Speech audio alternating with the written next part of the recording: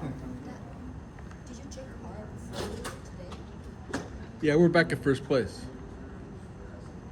We're still negative by about 1 or 2% because the market's been down so much for the past month. But we're back in first place, which is all that matters. We're like negative 2% still. Yeah. The banner here is like daily return on here like even That's from the start. That's from the start of the competition. on the day of so how was it? It's also from the Yeah. That's the S&P 500. So we're, I mean this is also from our start then. yeah. See where it says excess return. That's how much we beat the S&P 500 since the time we started. We only have like a month left. Right. This semester's over in 4 weeks. Right. Oh my god. Study hard. Nobody will ever have to worry about outstudying you. Too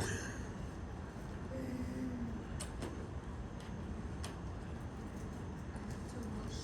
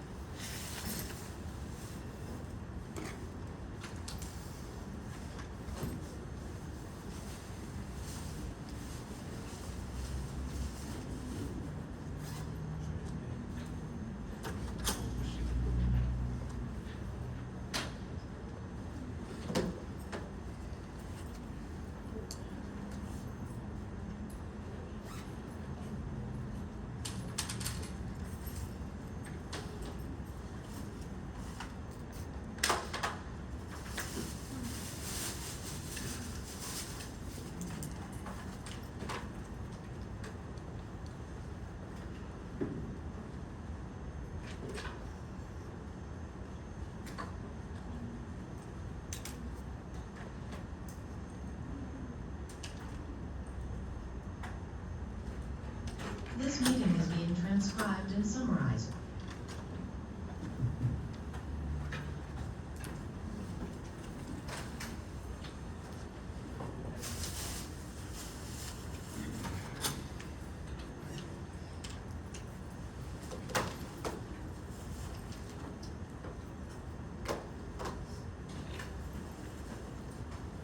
All right, everyone.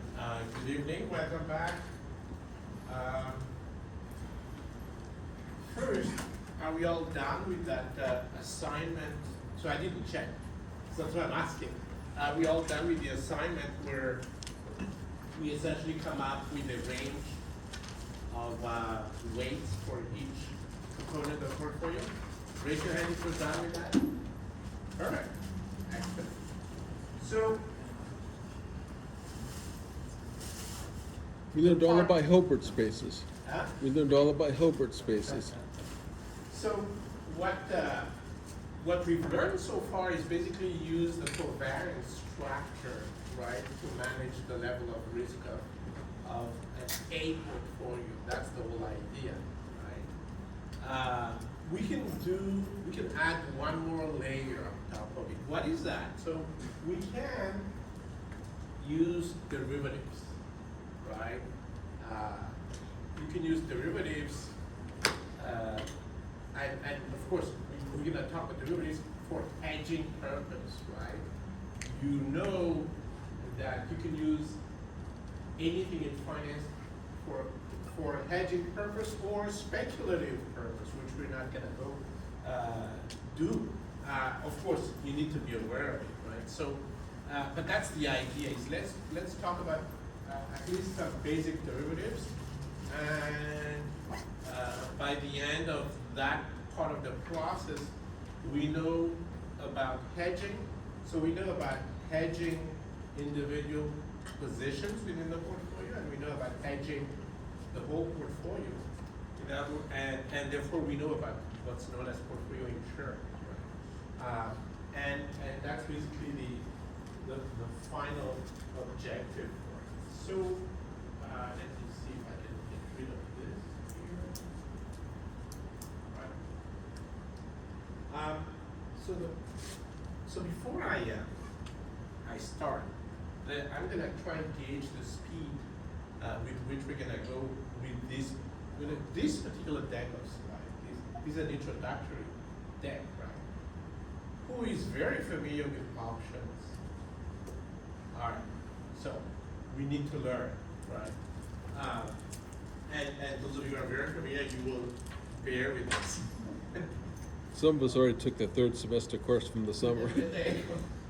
All right, so let me see. Probably there's a pen somewhere here that I can use, but somehow it's not here. Let's see. Maybe it's either here. No. Okay. Oh. All right. So I'm gonna have to use the map. So this is the agenda, right? We're going to start with some basic definitions. The whole idea is that it's a field full of first jargon, meaning we're going to use English words, but you don't necessarily know what it means, or if you know what they mean. They don't mean what you think they mean, right? So that's number one. And then we're going to have to, because it is a quantitative aspect of finance, we're going to start, with understanding how profit and losses are computed using options. And then we're going to talk about payoffs. That's actually the most critical part of options. It's the part that allows you to understand why they're useful for hedging purpose, and or how you could use it for investment purpose, right? And they are definitely critical in terms of valuation. See, when you buy insurance, of course you want to know that it's the correct insurance, right? But you also want to know that you're not overpaying for it, correct? Otherwise, it's not really an insurance if you're overpaying for it, right? Because you already have some losses. You guys understand this, right? So that's a critical part of what we're going to be talking about. Then we're going to realize, and at some point I'm hoping I'm going to find, hey, I found it. So, and then we're going to compare, just for the sake of understanding what options really are, we're going to compare buying options, for example, call options, versus buying the underlying stock.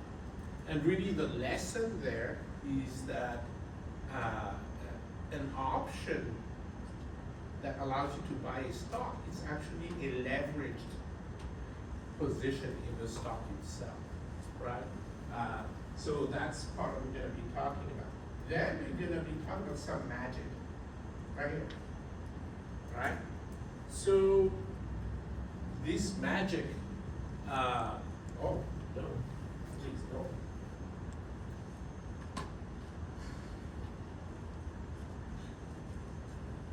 Just happen.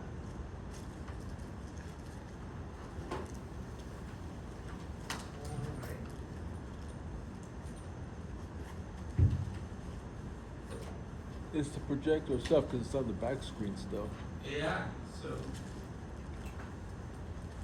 Oh, you think the projector is dead? Well, look, it's on the back screen, so it's Right. it's this monitor that lost it. That's true.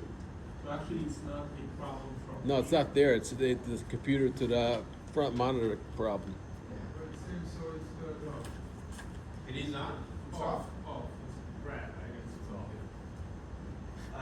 Okay. Stand by. It's from here. I guess there's a phone number somewhere. We could all turn around and watch that one for now. Just run it. Yeah, we just need to turn it. Just switch it. That's why chairs have wheels. I have to look for the phone number for this. It's not even here, the phone number, it's there. Yeah, I don't know like that.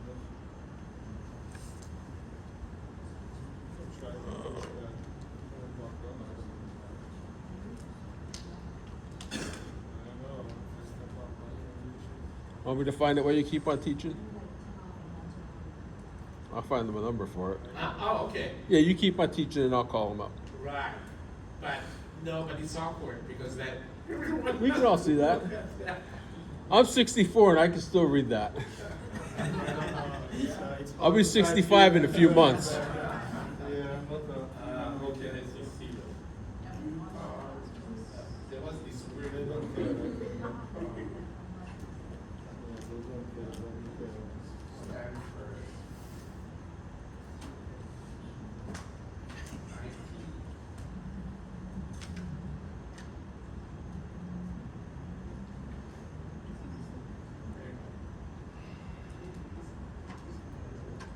IT. 251-9599. 203. Really? Yep. I'm calling him now. Okay, just give it to me again, so it's what, 860? No, 203 203 251 251. 9599. Okay, thank you.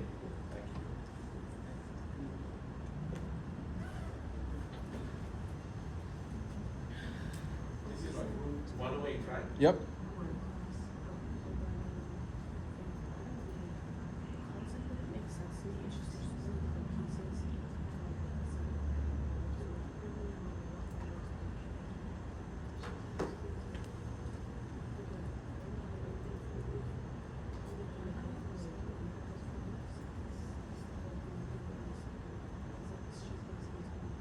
Yeah, we're in the room, on the way. I think we're going well, and then the projector seemed to turn off on us.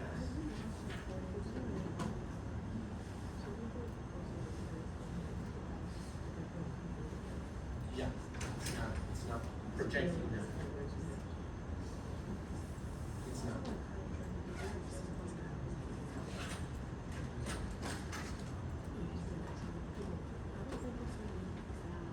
This is the main building in Stanford. Yeah. Yeah.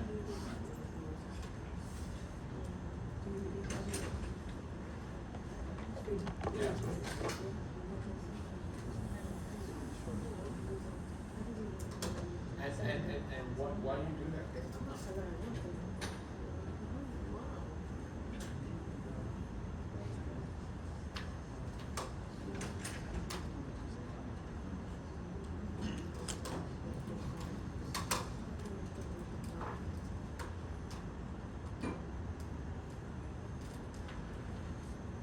Yeah.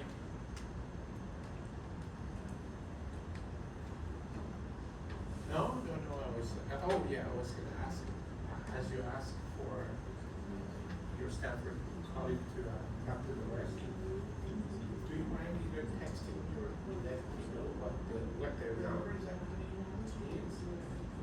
So that, because I, you know, for the actual Stanford, so, yes. It was still wrong. Yeah, we had messed that one apart. We forgot to include something. Because It's not intense. you're gonna call them, right, or something like that, that's what you said?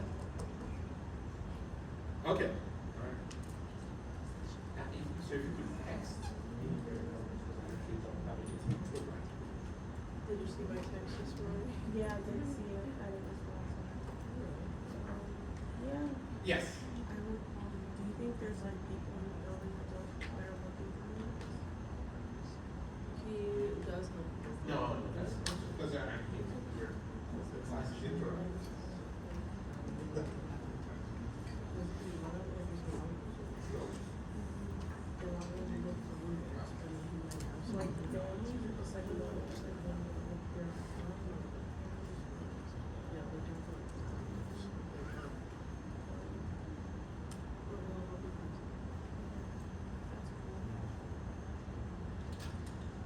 So I saw this one, I wanted to go over and see what are the changes? Yeah. Your best friend.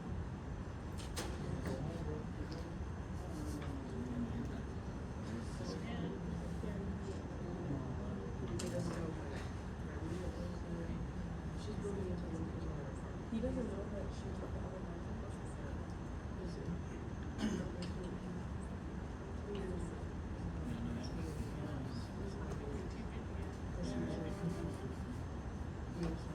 Yeah.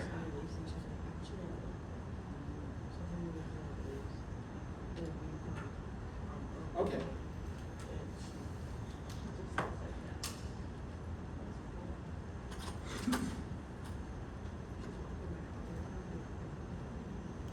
Yeah, so that's the one, yeah, that's the one I keep calling. Okay, so it's not possible to reach you guys directly? Oh, yeah. It's the same? Okay. All right. Thank you so much. Perfect. Perfect. Well, that's. All right, thank you, Tom. She's represented. She does. So, we need to go. All right, so, some rescue is coming. But meanwhile, I was talking about the magic formula. So, in any case, I remember that's what we were stopped. It's a magic formula. There's two main kinds of basic options, and the magic formula link them together with the underlying asset. So let's say there's an option called a call option, right? Some of you don't know what it is. Let's say that's the name of that particular contract. These are contracts. There's a contract called put option, right? And these contracts depend on a particular stock, Tesla, IBM. Hey, how are you? So this is the problem. Yeah, the trade. Yeah.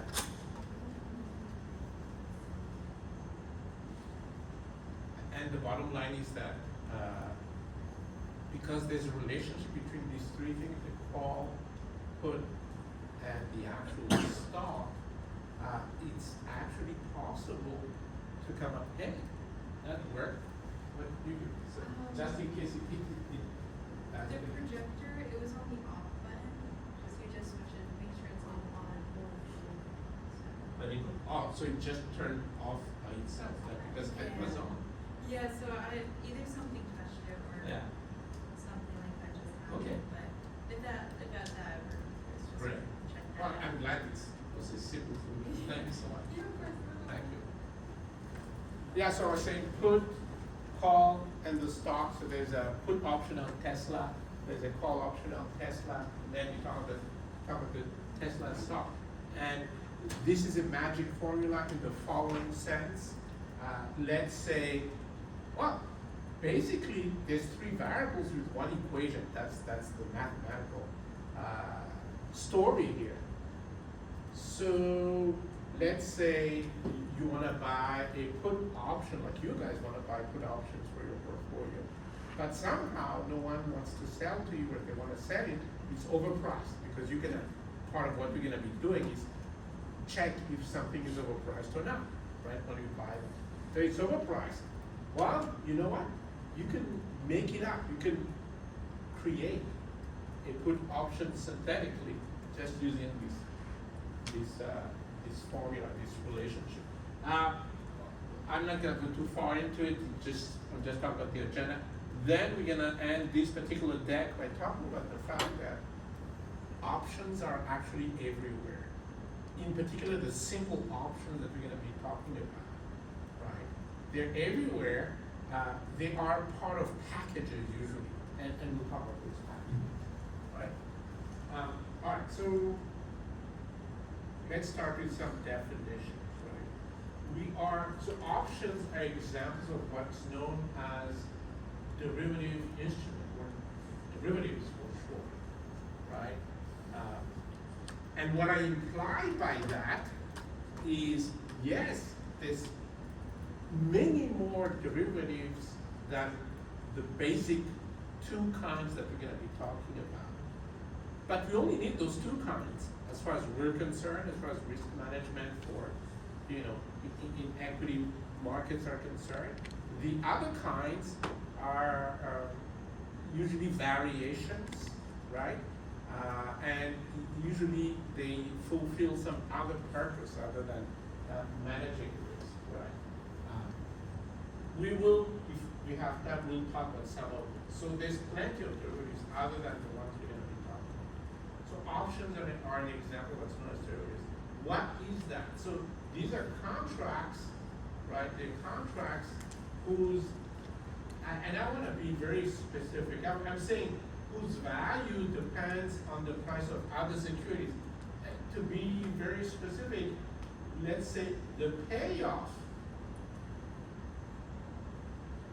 depends on the price of other assets. And it depends in some explicit levels, right? So payoff, what is payoff? And let me get this out of the way and you'll see me repeat this over and over again, right? So payoff for any position, payoff is just the immediate cash flow that you get, right? At a given point in time when you, let's say, close out your position or something like that, right? When you close out your position, there's some immediate cash flow. Whatever that cash flow is, that's called payoff, right? Please note that that typically is not going to be profit. Does that make sense? Because whatever cash flow you get when you close the position, if you want profit, you take that payoff and then you subtract the price that you paid for the position. Does that make sense? So payoffs and profits are two very different things.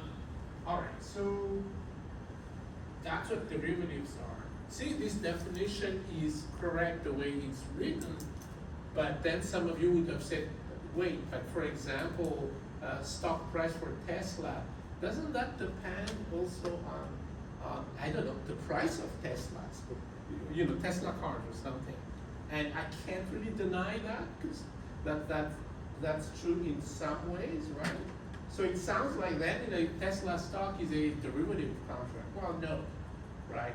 So that's why I want to be more specific and say, actually, it's the payoff itself that's explicitly defined as a function of the price of something else, right?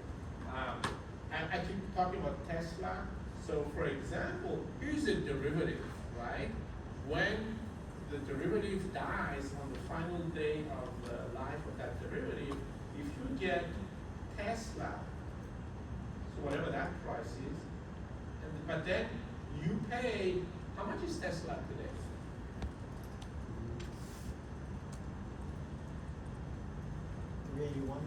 $381. So let's say this particular derivative contract allows you to pay not $381, but $380. See, this is an example of a payoff, the way I've defined it. It's a contract that says, if you hold this contract, then on a particular date, right, you have the right to buy one share of Tesla at the price of $380. You guys see that? So this is a payoff with a specific formula that depends on Tesla. So this is the payoff of a derivative contract. Questions about that? That has to be very clear. The relationship between the contract's payoff and the underlying asset price has to be explicit, has to be defined like this, very clearly, right? So that's what derivatives are, and because they have such well publicized and well-known relationship with the price of something else, right? The underlying, the something else is known as the underlying asset. The Tesla stock in this story is the underlying asset. Because of that, then these contracts are really powerful powerful tool for hedging and speculation. For example, you know, if you have a contract like this that says you have the right to buy Tesla at 380 on, you know, at the end of next month, right? That's the contract, right? Well, and whatever this contract has a price, right? It's not free. And the point is, you may have a choice, right? Maybe I'm gonna buy Tesla shares, or I'm gonna buy this contract to buy Tesla shares at a cheaper price. Do you guys understand this? Right? So that's the speculative use, right? But I could use this for hedging. How? Well, if Tesla goes up, this payoff goes up, correct? If Tesla goes down, this payoff goes down. So if I want to use this for hedging purpose, you know what I could do? I'm afraid that Tesla is going to go down because Musk is going to do I don't know what. So I'm afraid that Tesla is going to go down. You know what I could do? I could have a short position. So if I have a short position, the payoff becomes Put. I receive $300 and I sell Tesla. Right? If I have a short, so this is a long payoff. If I have a short position in the same contract, all of a sudden the payoff basically looks like a contract to sell Tesla at 380. You guys see that? Did you see that? All of a sudden, then, if I take a short position in this particular contract, I'm no longer speculating, I'm hedging. All of what I've said depends only on the definition of the payoff. That's the key. Focus on the payoff of the contract. Some of derivative contracts, some of the real life derivative contracts, and like I said, if we have time, we'll take a look at some examples. Some of the payoffs look very complicated. Actually, that they don't just look very complicated. They are complicated, right? But it's the secret. Well, it's not a secret, but it's the key to understanding what they do, and then it's the key to come up with fair valuation and how to use them, etc. Questions on how these payoffs could be used for hedging purpose or speculative purpose, right? Note that I did not put any name on these contracts because they could be anything at this point, right? The way I've defined the payoff, these are not options. They're derivative contracts, but they're not options. Right? Okay. So when you go on, I don't know, StockTrack, for example,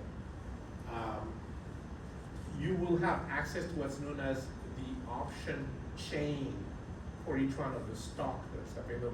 Some stocks don't have options, but Tesla, for example, I already has. shorted Bitcoin for a while. I shorted Bitcoin for a while. Well, there you go. The point, though, is that when a stock has an option chain, it means that that particular stock has options traded, right, on it, right? It being that stock. The stock is the underlying asset behind these contracts, right? However, you should also know that there's plenty of options that are customized. So by definition, they're not traded on exchanges because exchanges don't customize anything for you, right? It's like you buy one share of IBM. It's the same share of IBM that everyone else buys, right? There's no customization. So a lot of derivative contracts are customized and therefore sold privately. In other words, if you're managing a fund and you want, I don't know, some sort of insurance product that you can't find in the market, then you can approach an investment bank or a derivatives dealer, right? And then you guys negotiate some form of a contract. So that's an example of an over-the-counter transaction. In other words, private. Right? So, and by the way, anytime you guys have questions, do not hesitate, because as you know, this will only go more complicated. It's not gonna get easier, right? All right, so let's start with the first kind of simple. There's two kinds of simple options, simple and very popular options, right? So the first kind is known as a call option, right? And a call option gives the holder the right to buy the underlying asset, right? And when they buy it, it's at a given price. And I promised you jargon, so let's get started, right? So the given price is known as the exercise price or the strike price. Yes, they needed two ways of name. So that's the first thing you need to remember, right? Of course, earlier on, I gave you an example, and you know we can call this. So this is not an option. This example is not an option, but because we pay a fixed price or we receive a fixed price, these fixed prices are examples of exercise price, also known as strike price. These are written on the contract. These are known in advance. These are features of the contract, right? All right, so then a call option gives you the right to buy shares of Tesla at a given price per share, known as exercise or strike price, and you can use that right to buy, you know, at the expiration date, at the end of the life of the contract. And then depending on the contract, some contracts allow you to do it before the end of the contract's life, right? Actually, I can already introduce something that we will talk about later on. If the contract allows you to buy Tesla at any point in time before the expiration date of the contract, that's an example of an American call option. On the other hand, if you can only buy Tesla at the end of the contract's life, that's a European option. Right? It's only on the exercise date, right? Exercise, yeah, it's only on the expiration date that you can exercise. Right. Then you get Bermuda that says you can only buy it on certain days. Well, there's plenty, so that's the thing is that because we talk about derivatives, there's so many, there's an infinity of variations on these, right? And that's why I keep emphasizing we're talking about standard, simple options. Why? Because these are the most popular products when you manage risk to begin, right? Now, I'm not saying that you can't customize, but the point is when you customize, maybe you customize because you don't like the strike price. You know, when you look at the, I know the Tesla call option on stock truck, you don't like the strike price. Maybe it's too high or too low, whatever, right? Then an alternative is you buy the call option from a dealer and you negotiate with that dealer what the strike price will be. You guys see the idea, right? So you can customize, but again, these will be private deals over the counter.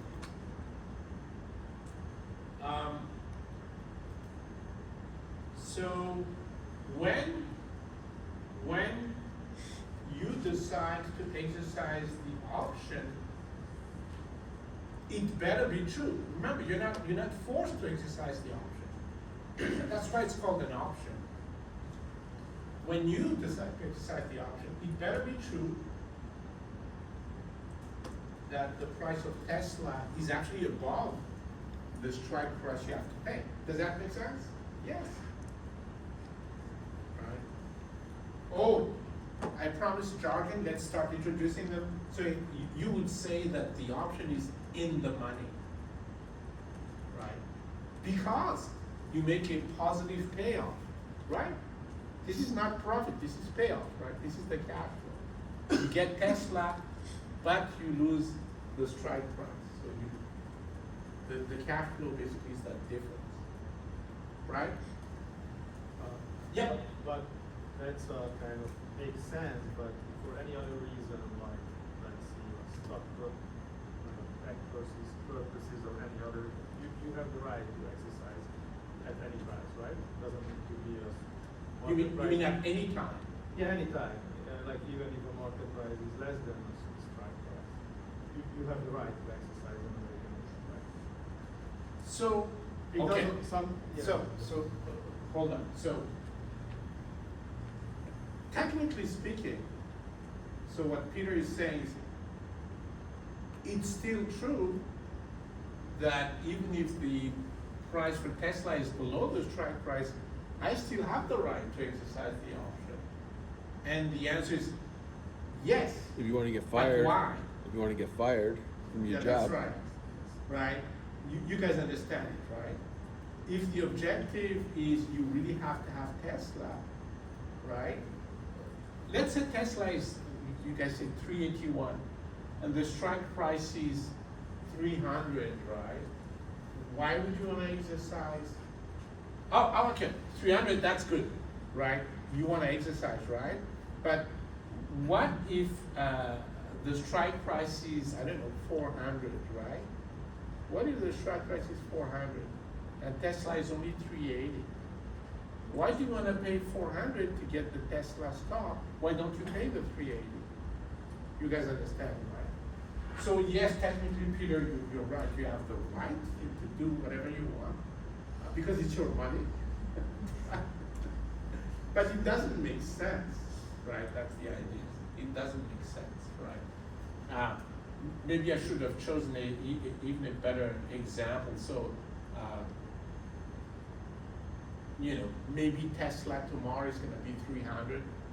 That's not true, but I'm just saying, imagine that Tesla is 300 and the strike price was the one we talked about, 380. See, it doesn't make sense, right? Why would you want to pay 380 for something that's worth 300? Why don't you just pay 300 here, right? Make sense? So, okay, hold on. Any questions on what a call option is, right? A call option gives you the right. The right means that you can choose whether you use it or not. The reason why this matters, and that's why it's called options, the reason why this matters, even though it's not obvious to everyone here, is that there are derivatives contracts that also allow you to buy Tesla at 380, like the one I just told you here, this one. Remember this? This is also a derivatives contract, but this is not an option, right? It's, a contract that says you pay, if, at the end of the contract's life, you're gonna pay $300 for one share of Tesla no matter what. You guys understand this? No matter what. So this difference could be positive, which is good news, or it could be negative, which is bad news. An option allows you to avoid bad news. You use the contract only if the payoff is positive. Does that make sense? Yes? Right. all the bad news is in the beginning when you pay for the option. Wow, yeah, no free lunches, right? So, because you have that right to say, hey, if I don't make a positive payoff, I don't want it. You have to pay for that right, absolutely. Right.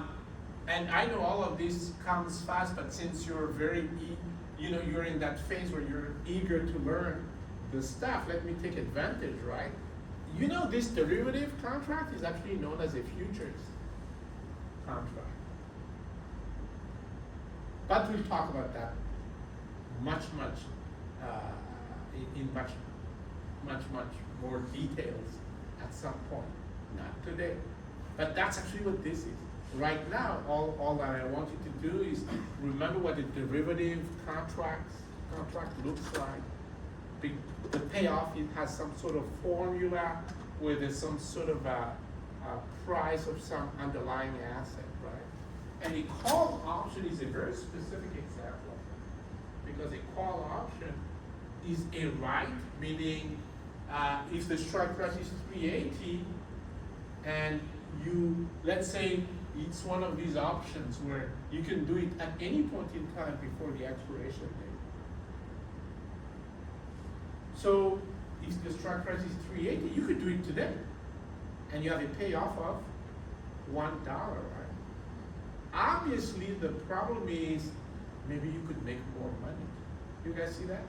Because if you wait until maybe the end of the option's life, maybe Tesla will be at 400. Can you imagine that? And you paid only 380. Does that make sense? So now you regret your actions, right? This is a big deal. This idea of answering that question of when should I exercise this option? Looks like the price is high enough, or maybe not. Right? We'll talk about it.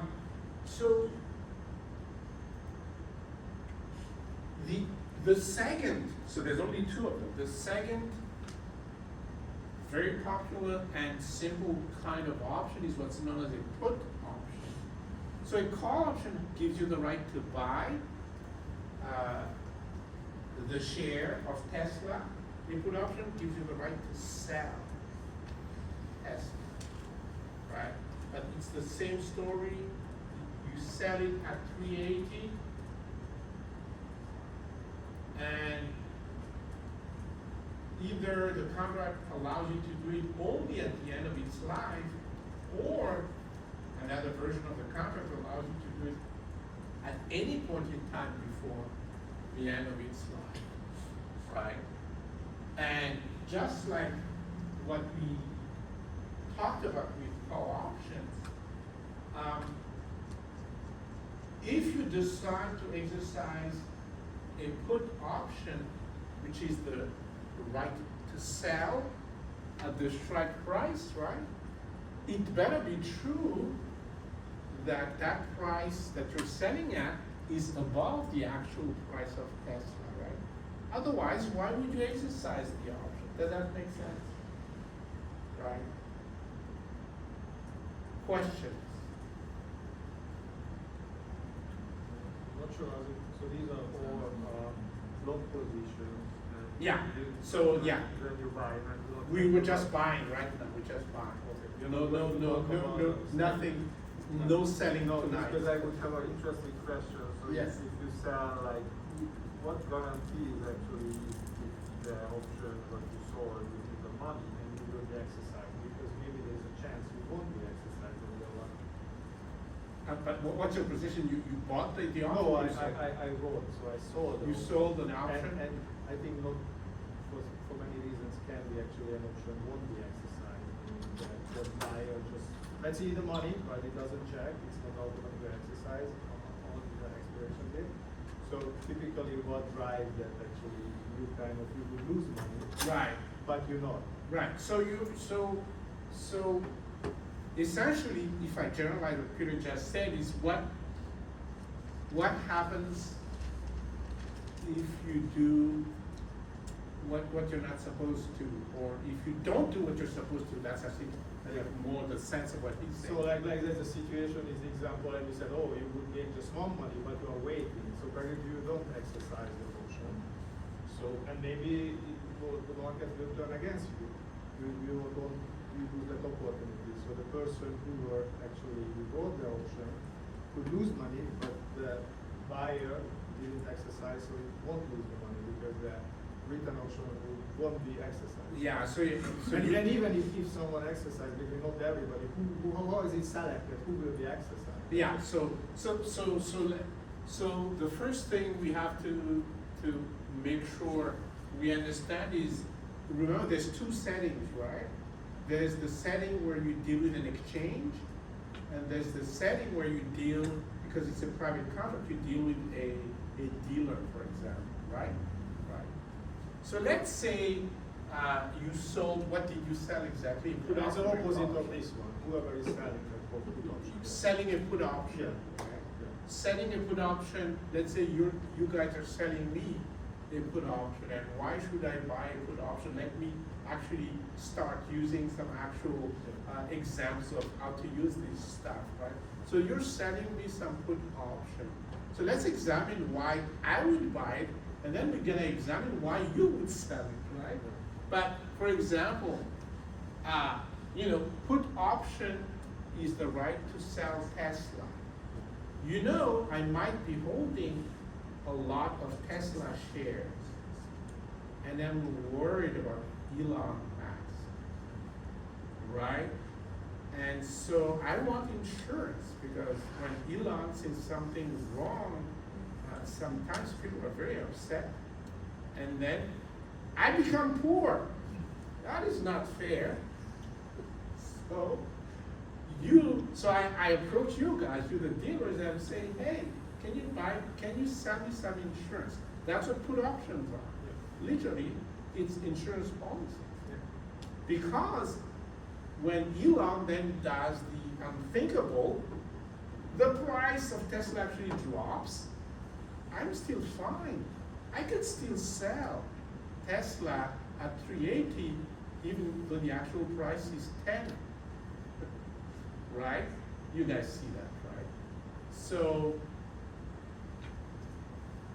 that's a big thing that you're gonna do, is focus on put options.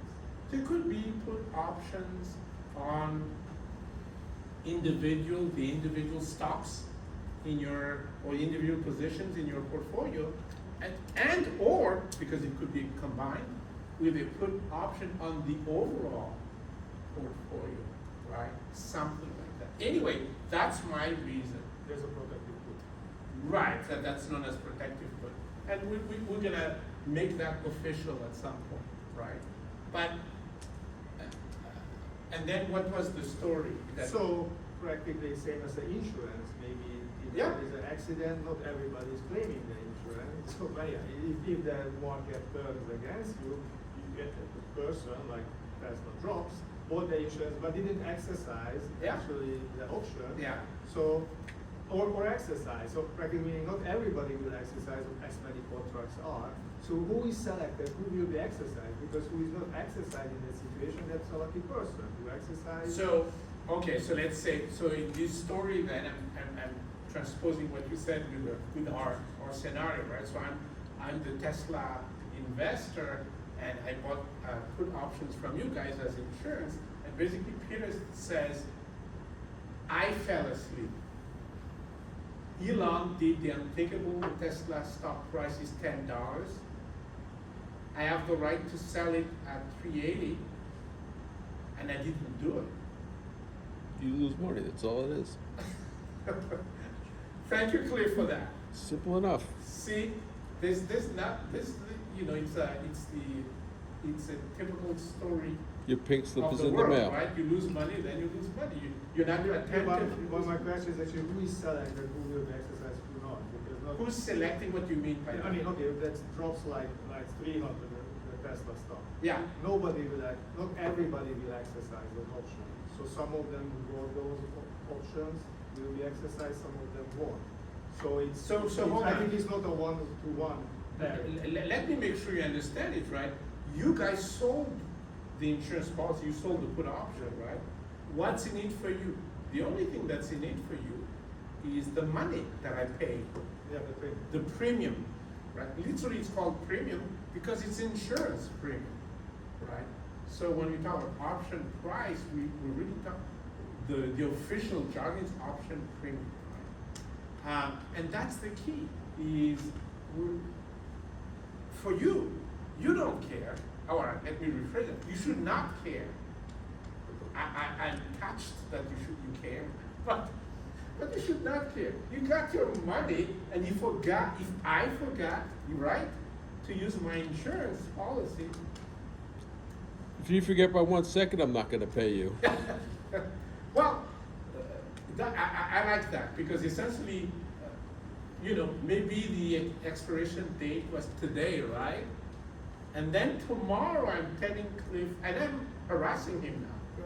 But wait a minute, that was just yesterday, right? Click, hang up the phone. There you go. Right? So you guys see the idea, right? So from the seller's point of view, and Peter said it well, another name for the seller of the option is the writer of the option, because you write literally an insurance policy. Right? So for the writer of the option, you get the premium, and that's that, right? Unless, of course, I do decide now, right, to exercise, right? So maybe I did not fall asleep. Please remember this, that if you sell this put option, and then it turns out the price of Tesla is $10, and I have the right to sell it to you at $380. I get my insurance money, $380. You're the insurance house, you lose money, obviously. You guys understand this? That was a great question, right? Now, here's a question for you guys. You hear of companies, because it's routine, you hear of companies paying their executives, and sometimes like regular employees, with stock options, right? Elon Musk's whole compensation packages, There you go. call options. Right? Now, we've learned about two options, call options and put options. Which one are we talking about when we talk about a company using stock options for executive compensation? The call, Huh? the call. Call. The right to buy at a fixed price. Why? Because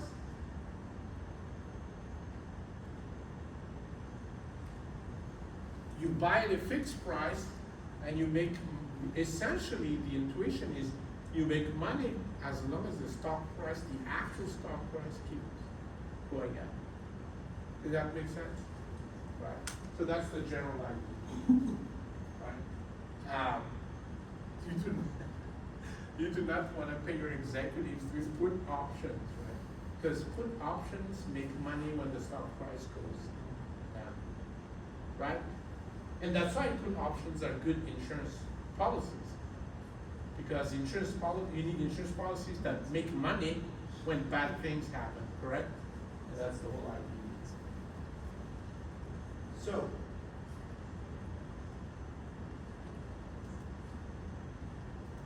we talked about this, just to make it official, right? So the price of an option is known as a premium, because again, originally, they started with these contracts as insurance policies, right? And then when you sell, you call the seller the writer of options, right?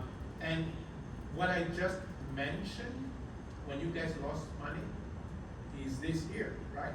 I was saying, when I decide to actually sell Tesla at $380, even though it's $10 in the market, you have to go ahead and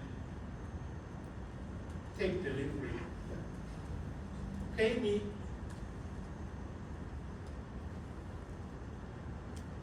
and take delivery of the $10 Teslas, right? All right. So let's look at very specific numerical examples. So this is a typical way that an option is defined. It's, so we're talking about typical options traded on exchanges, right? So it's typically defined as a month and a year, right? A lot of options, especially on individual stocks, are so-called monthly options because they basically expire on the third Friday of that month. So you don't need a date, you just need the month, right, and the year. You need to know that they are actually, well, I'm not going to talk about that today because then it's going to be a longer date. They are actually weekly options, so there, right? But let's talk about regular options, which are monthly options. So this is an example of a call on IBM, and the strike price is 130, and the price of the option was 365. So these prices are actual prices, and so it should tell you something right away, right? Remember, if, let's say the IBM stock price was 130, so it's exactly the same as the strike price, right? And then we bought this option and it was $3.65. If IBM goes up by $1 for 130 to 131, our payoff also goes up by $1. You guys see that? But the investment was not the same, right? If you bought IBM, you must have paid something like 130, right? But if you buy a call option, you pay only $3.65. Do you guys see that? Right? Options are very cheap compared to the actual stock, compared to the underlying asset. And really what it means is it's a leveraged position. But we don't know that yet. We just realize that something is going on, right? Something is going on. We'll talk about it. Really what it is it's like we're using some borrowed money to buy a call option. And that insight will help us with valuation and all of that. Right? But anyway, let's stick with the script here. So this option has this strike price of 130 at that time, right? And the price we paid for the option was $3.65. And like I said, these monthly options expire on the third Friday of the month, right? And so let's say that on expiration date, IBM is 127. Will you exercise the option or not? No, right? We have the right to pay 130. The actual price is 127. Why do you want to use that right? Just leave it be, right?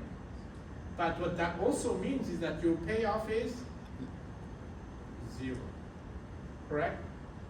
Your payoff is 0. Right? Your investment's even lower. Hmm? Your Oh investment. yeah, well, sadly. What if IBM, hey, this is good news, guys.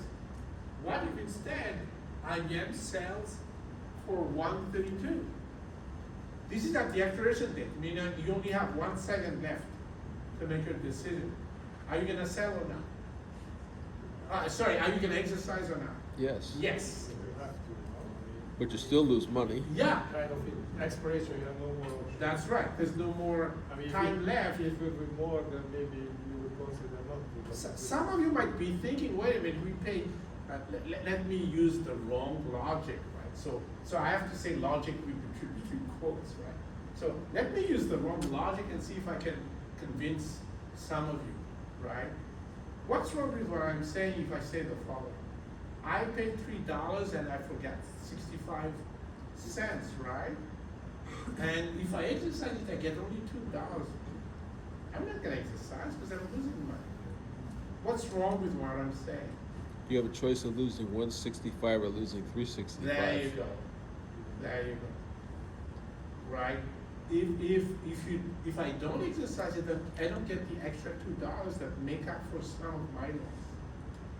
Correct? Right, that's the end. Another way of saying this, the same thing. Right? Another way of saying this is forget about the 365. It's sunk cost. There's nothing you can do to reverse it, right? Just focus on the future and the now, right? So that's the right. By taking them on the options on the expiration date are automatically exercise, right? While not if it's over the counter, Yeah, I mean like regular. right? It could be, this could be over the counter, correct?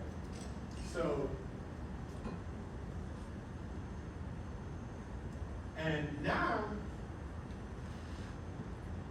of course I still lose money. I paid $3.65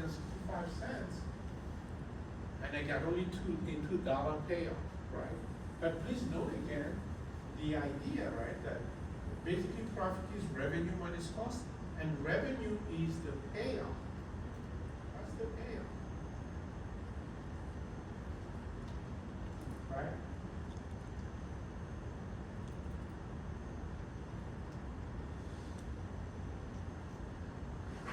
When do we break even?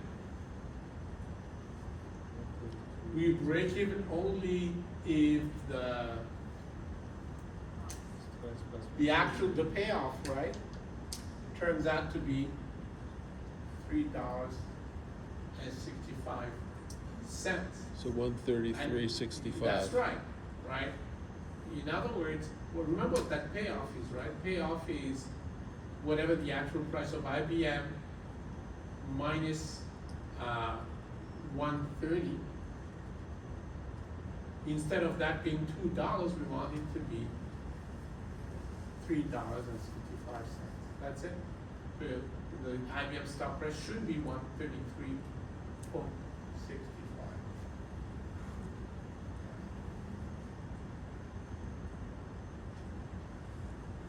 Of course, hopefully you did not get confused by that. Whatever I've just said should play no role at all when you decide whether you should exercise the option or not, right? You just look at the payoff, not the profit. All right, let's look at IBM, but and of course you know this like goes back in time when IBM was was higher than 2020, and the exercise price is 195, right? And once again, the price per share for the option is $5. Let me, before I continue, mention something else. Typically, options are not on one share. They're typically on 100 shares. But the way we're gonna talk about options and the way the whole world talks about options is we look at it only on a per share basis. Does that make sense? Right. So pretend all of these options allow us to buy one share, and this put option allows us to sell one share. And again, in reality, it's 100. All right, so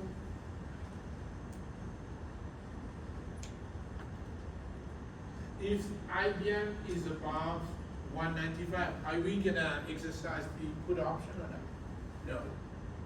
Why would we sell it at 195 when the actual price is above that? Right. So bad idea.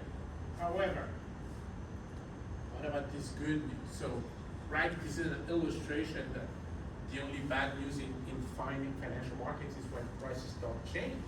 Because even when prices go down, you can make money. That's an example right there. Right? Right there. IBM went from whatever it is to it down to 188. Time to open that bottle of champagne, right? Because now we can sell whatever shares of IBM we have at 195, even though the actual price is 188, and we make a payoff of $7 per share. The profit would be whatever that payoff is minus the premium we paid for the option. So we still make a profit of $2. Questions about it, right?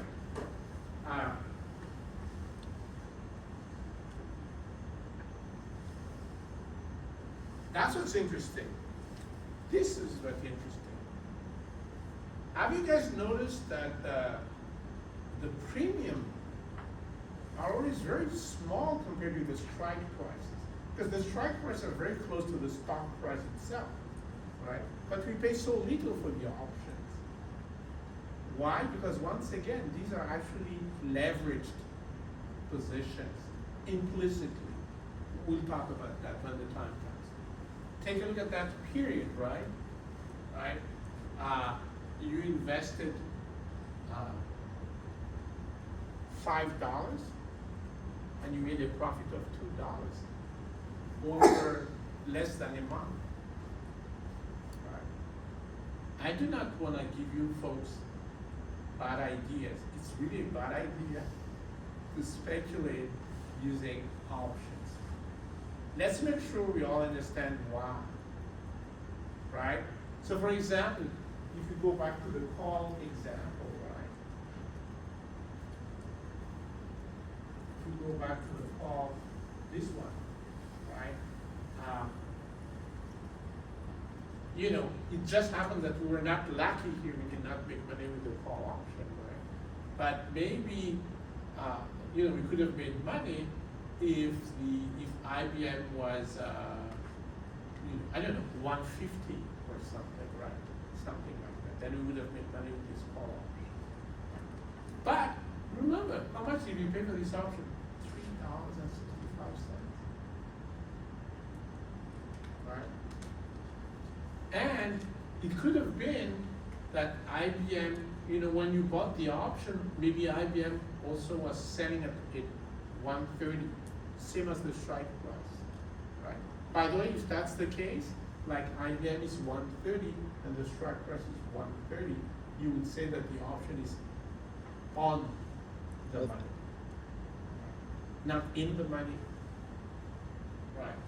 And so that was a possibility, and the whole point I'm making is maybe, you know, we could have been luckier, and IBM would have gone from 130 to I don't know, 140, right? So that's a $10 increase, right? Well, you know what? We bought the option, and the strike price is also 130, and the payoff is 141 minus 150. It's exactly the same thing we would make if we bought IBM. We had $10 more, correct? But there's a big difference. If you bought IBM, you paid 130. If you buy this option, you pay only $3.65. So again, the rate of return is unbelievable, right?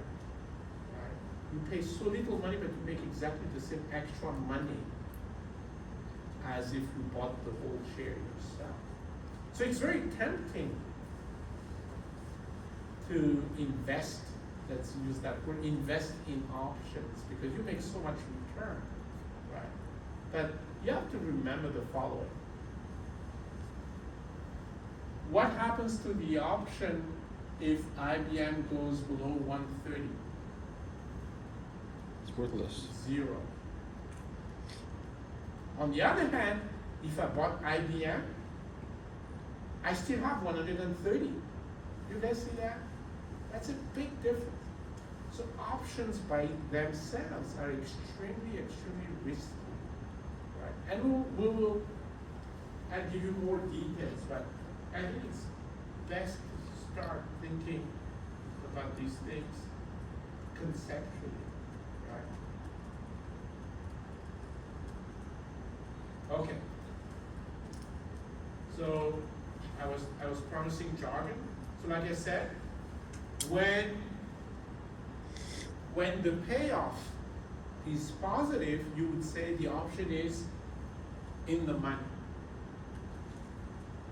Now, it doesn't mean you have to exercise it now, right? But the idea is if you exercise it now and the payoff were positive, you would say that the option is in the money, right?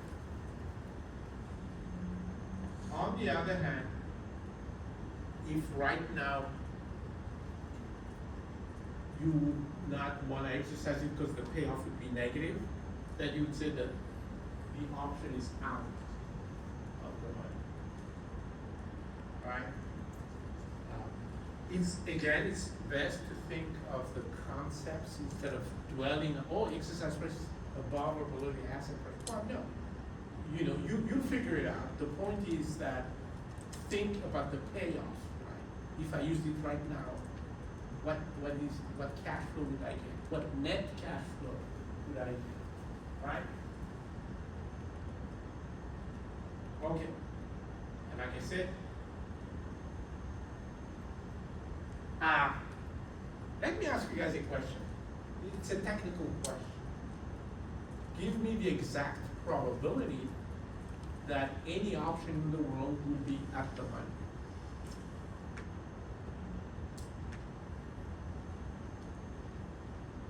At the money means what?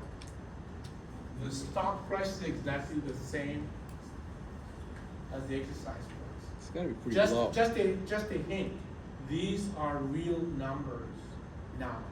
You know, like almost infinite decimals on the New York Stock Exchange and on all exchanges really. So what's the probability that two random real numbers are exactly equal? Don't be shy. It's essentially zero. Zero. It's exactly zero.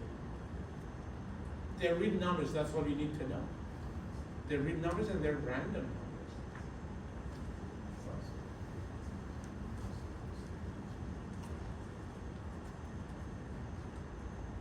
All right. So these are the parts that I've started telling you about. American versus European. American options can be exercised at any point in time before and including the expiration date. European options can be exercised only at the end, right? And like it says here, when you talk about options in this country, basically that's why it's called American options, because most options are American options here, right? But there are some exceptions, like currency options, stock index options, etc. Now, you would think, and we'll get to that at some point, but let's see if you guys get the intuition. If we have two American call options, right, on Tesla, right? The first question I'm going to ask you, first of all, has Tesla ever paid any dividends or not? I don't know about Tesla. I'm just using it because everyone is talking about Tesla. Has it ever paid dividends? Can someone ask AI? Or I Google or don't think something? they have yet. Huh? I don't think they have. Yeah, because it's a tech company. Usually they really wait for a very long time before they. Apple just started like a penny. I know that. I know. Yeah, I know. Apple is. People are always shocked when I say, "Well, you know, Apple has not paid dividend that much longer." You know, and that's typical of tech companies. They do need all the capital that they can get their Up hands to like on. about 5 years ago, Tesla was borrowing $1 billion a year. There Just you keep go. running. Yeah. So, so Tesla does not pay dividends, right? Okay. So here's the question for you. I'm gonna buy. We as a group, we're gonna decide to buy a call option on Tesla, and there's two choices. They have exactly the same length, right? The same strike price, but there's one difference. One is American, so you can exercise at any point in time before and including an expiration date. And the other one is the European. You can only exercise it at the end. First question, which one is going to be more expensive? So you would think American, because you can exercise it, you have a lot more choices, right? And I'm not going to go too far into this, but basically it turns out that it's exactly the same price. And the reason for that, and don't ask me too many questions now, because otherwise we're not gonna cover the deck. But I'm gonna make it as simple a picture as possible. You know, if you exercise, basically the choice is exercise now or at the end, right? That's basically the choice. Well, first consequence is in both cases you get the Tesla share. So it's the same. You get the same. But there's a difference. When you exercise now, you pay the strike price earlier. Time When value you of money. exercise later, you pay later. And you could get maybe some sort of rate of return on that money staying at the bank or something, right? You guys see that? So, long story short, the best time to exercise an American option on a stock like Tesla that does not pay dividends is at the end. So an American option on a stock that does not pay dividend is the same as a European call option. We're talking about call options, right? Option to buy. Questions about the logic. Hopefully, I think that's simple enough, right? I mean, right? The only difference is you pay now versus later. No contest, right? I mean, you'd rather pay later because of time value of money. Right? All right, so let's talk about reality, right? So we will always think in terms of stock options, like options on Tesla, IBM, etc., because they do exist. But you should be aware that there's a lot of stocks that don't have options trading on them, right? Because they're too, too small or not popular, anything like that, right? So not all stocks will have options traded on exchanges. Of course, you can arrange to have options on stocks that are not traded on exchanges, but you could negotiate it with a dealer, correct? Right, over the counter. So it is possible. But not all stocks have options trading. Then we do have index options, so there are options on the S&P 500, etc., right? So I'm mentioning specifically S&P 500 options because that would be very useful if you manage an equity portfolio. As long as your equity portfolio is not too different from the S&P 500. It's very different, then it's a different story. And we'll talk about what to do. But the idea is that index options are very useful for portfolio insurance. Then we have something that sounds very complicated, futures options. So I mentioned to you futures contracts are derivatives, right? Options are derivatives, so now we have a derivative on a derivative, right? So it sounds bad. It's not as bad as you think, because in reality, these futures that we're talking about are short-lived, very short-lived futures, like a few days, something like that. So it's almost the same as the stock itself, basically, because a futures is a contract that delivers the stock, right? That's what it is at a given price. So the reason why they do exist, the reason why futures options exist, is so that, in fact,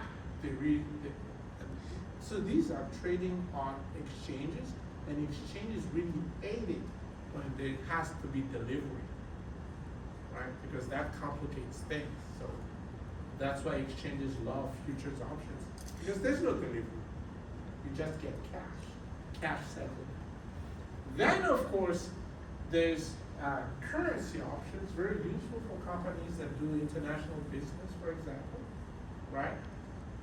I don't always remember, this is way beyond anyone's time here, but I remember when the euro first started, what you guys may not realize is each European country before the euro existed had their own currencies, right? The French had the French francs, the Germans had the Deutschmark, the Italians had the lira, etc., etc. All of that disappeared and to be replaced by one currency, which is the euro, right? For currency traders, that was like death. Because before, you had options of the Deutschmark, options of, and you could trade all you want and do a lot of things. And now, you only have one currency, the euro. Bottom line, they're useful for investment, but they're also used by companies for hedging purpose, right? And then you have this, interest rate options. So the best way to think of interest rate options is to think of them as bond options, right? Like a call option to buy a bond at a fixed price or to sell a bond at a fixed price. That's the best way to think of it. But in reality, when everything is settled, you don't get the bond. You get cash instead. Right? That's why they're not called bond options, they call interest rate options. So you cannot get delivery of an interest rate. You guys understand it, right? Interest rate is an abstract concept. It's a rate of return. So make note of that, right? That there's no delivery here. There's no delivery here, right? Oh, of course, there are no delivery. I forgot to mention, right? S&P 500 options, right? Who's going to deliver the S&P 500 to you? No one, right? So no delivery there as well. So, long story short, a lot of options markets are settled with cash instead of delivery, right? So, you remember the payoff I was talking about? So instead of physical payoff, like you get Tesla and you pay $380, instead you get the difference between the price of Tesla and $380. Do we all understand this?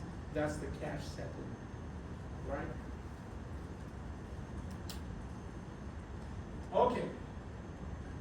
Like I said, so let me see if, maybe we're gonna try this one, see if it works, and then we can take a break, right? But what I mean by let's see if it works is ultimately anything that looks like math will have to start, showing up, right? No avoiding that when we talk about derivatives. All right, so let's start. This is just notation, right? This is just, right? ST is the stock price's maturity, right? The maturity time or maturity date is T, right? Exercise price is X. So if you buy a call, right? Remember, you exercise it only if the payoff is positive, right? What is the payoff? The payoff is you pay the exercise price, but you get the stock, right? So that's the payoff, but only if it's positive. Only if you pay less than the actual stock price. What if you have to pay more than the stock price? Will you exercise it? No. And therefore, the payoff is exactly zero. Do we all agree? Yes? So, if I have to write down this payoff, I could write it, because this is, I do not want to write 2 lines all the time. And trust me, I'm not the only one in the world who does not want to write 2 lines. You write just 1 line, right? And we say the following, right? The payoff is either the difference between the stock price and the strike price. It's either that or 0. Do we all agree? But we cannot have 2 payoffs. It has to be 1. So it has to be the highest. of the two. Do we all agree? Yes? So you guys remember at some point I wrote about the payoff of a derivative, and the only thing I wrote was this: stock price minus exercise price. And that's why that was not a call option, it was some other derivative. Right? In fact, I told you, that's actually an example of the futures payoff. That was an example of the futures payoff. We'll talk about futures in some other way. Questions about this expression? This is just a short way of saying it, the same thing here. In English, all that this says is the payoff is either the difference between the stock price and strike price at zero, whichever is higher. Right? That's all it says. Sounds complicated and mathematical, but you should not think so. Right? Okay. Let's not, so it's 7:55, let's take 15 minutes and then move forward because unfortunately we have to talk about the other side as well, which is, okay, we buy, we know what happens. What if we sell? And it's a different story, right? It's a little bit more complicated. For example, if we sell a put option, we sell the right to sell. What in the world does that mean? You use So we a lot of money. So we will, like I said, 55, so let's say we come back at 10, 10, right?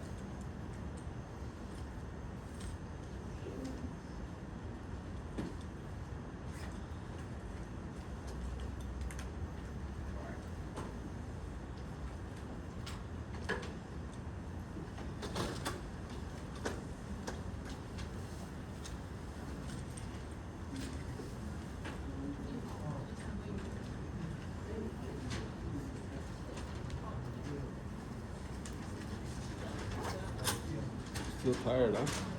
Still tired? Yeah.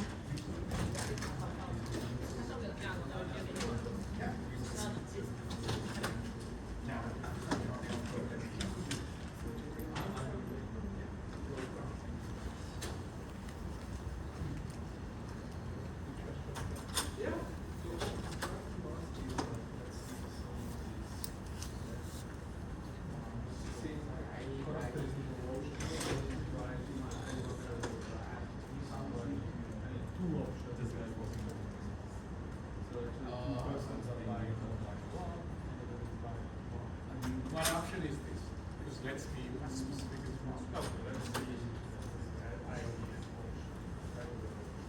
No, but you go forward, please. Okay.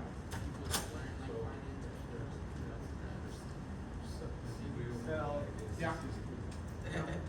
And it becomes in the money.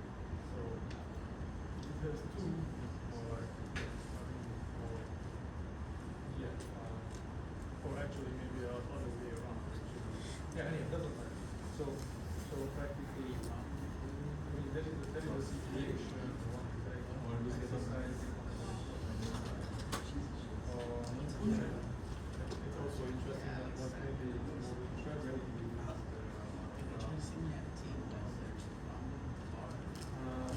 for someone buys two, and then there is one seller.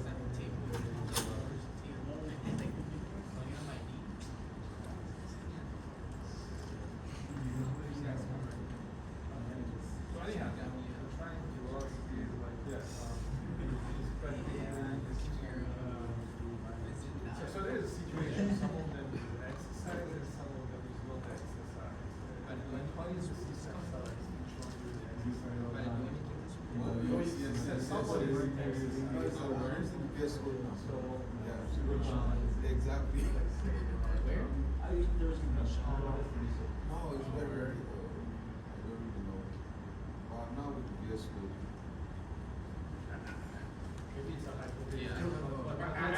But let's say like there are multiple like specific options like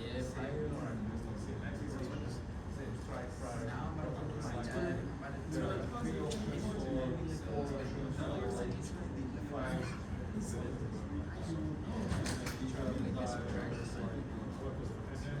buyer is like exercise, owner is not exercising.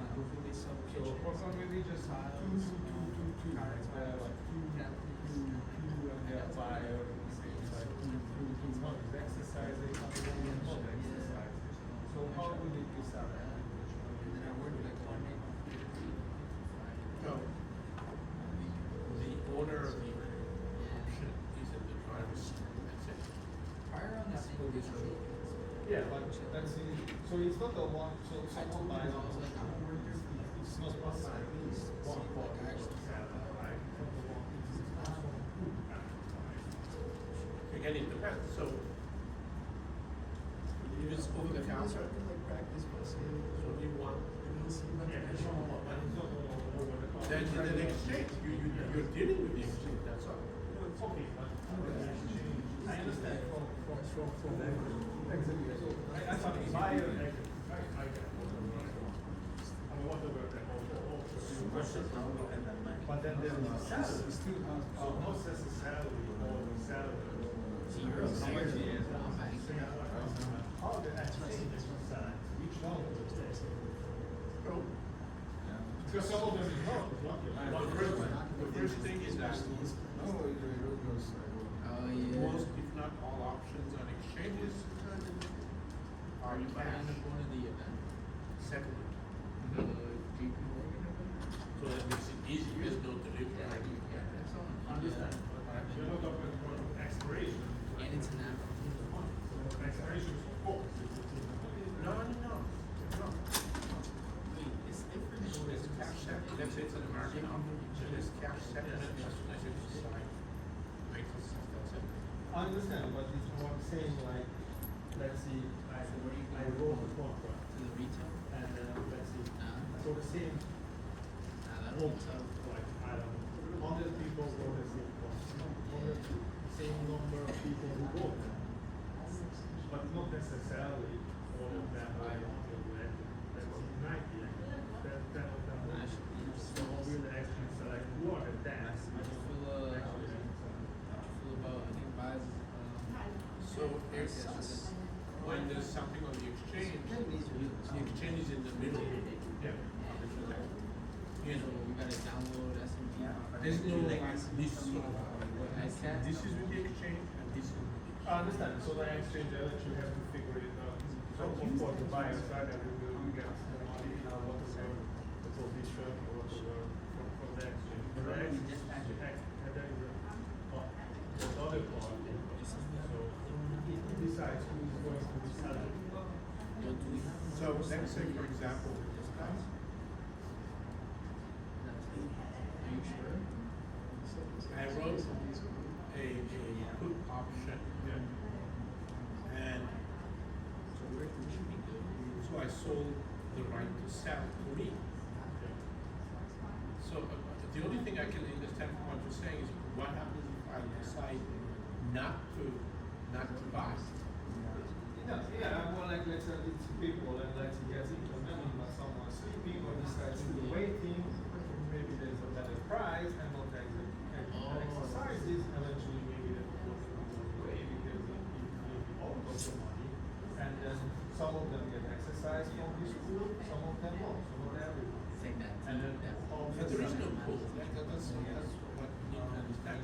In a pool, each transaction. I'm assuming you're talking about exchange, right? 'Cause, Yeah.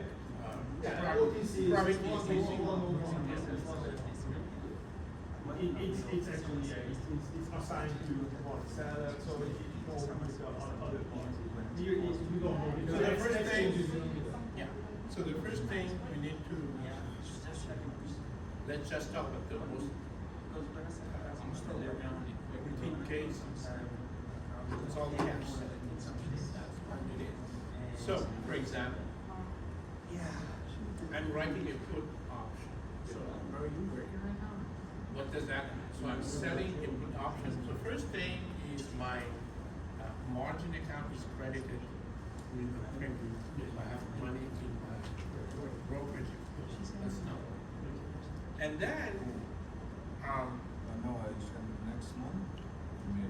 let's say the put that I wrote, unfortunately for me, is in the money. Yeah. So in other words, the concept is that someone will sell me, let's say Tesla, right? Someone will sell me Tesla at 380, even though the actual price of Tesla is 10. Yeah, I understand. You have to buy it. No, so that's my point. Is that, no. So, in my case, because it's an exchange, all that's gonna happen is when I sold when I wrote the put, I'm gonna get the premium in my brokerage account. And then, when this is, let's say it's the end of the contract or whatever it is, or it's exercised even or whatever it is, the only thing that's gonna happen to me is I'm gonna get asked to pay the difference between 380 and 10, because that's my goal. That's it. That's it. I understand that part. Yes, to me, but what I'm saying, like, again, maybe for the same, like, for instance. And by the way, I don't know you. Yeah, I understand. So This is the it's an connection exchange. between me and the exchange. Yeah, that's what I'm saying. But like for the same option, like same idea, same underline, same strike price, same expiration. Can be like, I don't know, thousands of options. And then it's distributed Yes. among these, like some of them is Yeah, like like, 10, among them 20, 10, and then also the buyer is like, and then exchange you figure it is only if it's a buyer side exercising, then which of the seller side will be assigned to Well, you're better off paying, you're better off paying for like, execute them. So not all of them. you have time to study it. And then my question is how then exchanges figure itself, like if it's random or like how selecting who is going to be exercised for from that kind of item.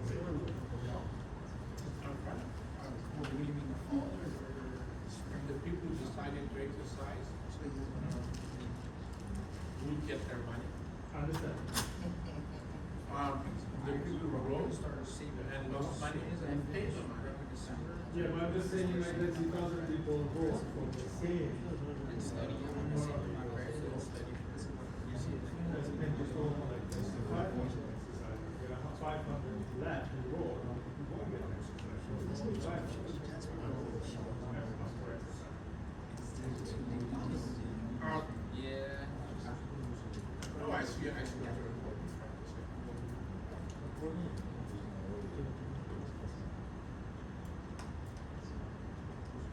Yeah, that would.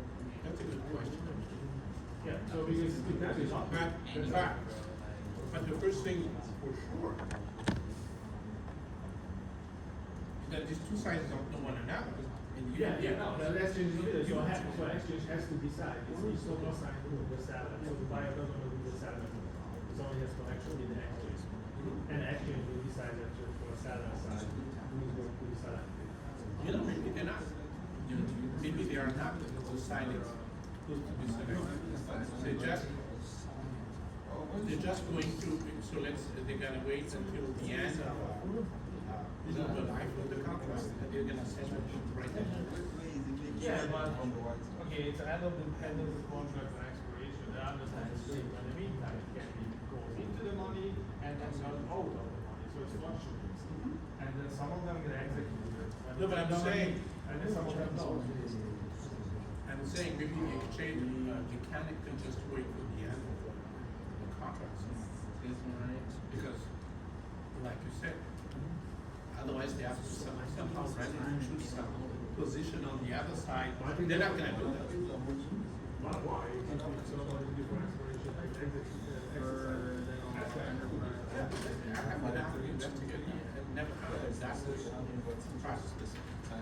Well, because it's not from the full point, if you are a seller, and it goes into the money, you must, small, you do the exercise, but I think it's not necessarily true. But I was just curious, like, how the exchange is actually No, I know for a fact they don't. Positions randomly. So this is what's, this is what's investors, are chiefly about. Right, whatever is that is said, will either rely on that other things, so. Yeah, so, be ready with VAT.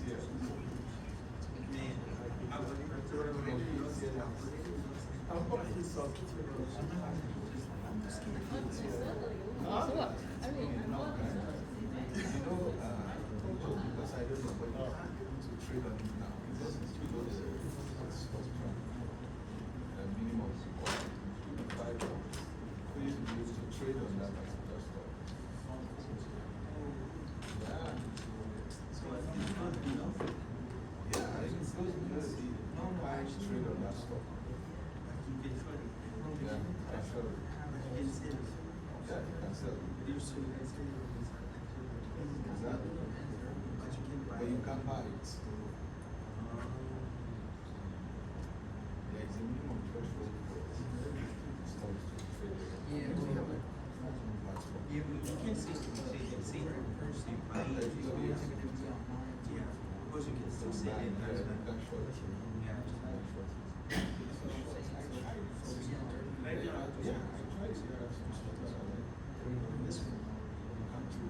Yeah, but over the wait for them. She said that.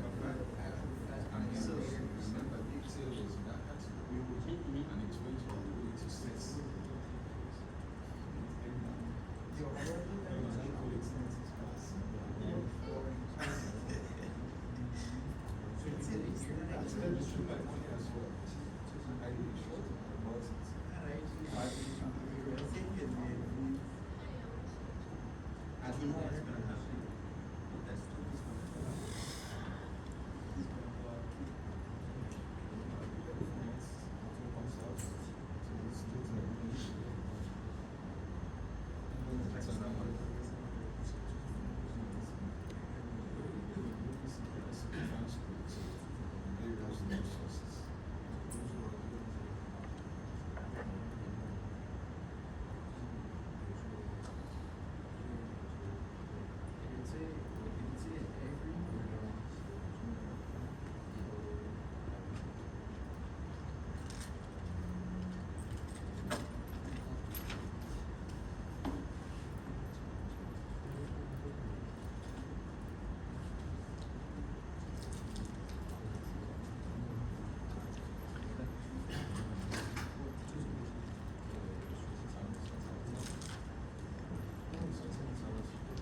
for the class.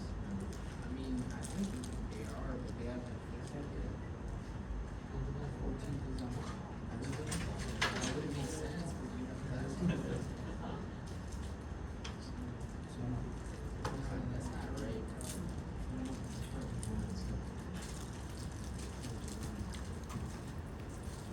How could that be possible? So Peter, I was wrong. They choose it randomly. That's what I guess. So you can be lucky, that's what I Yes, guess. exactly. That's what I guess.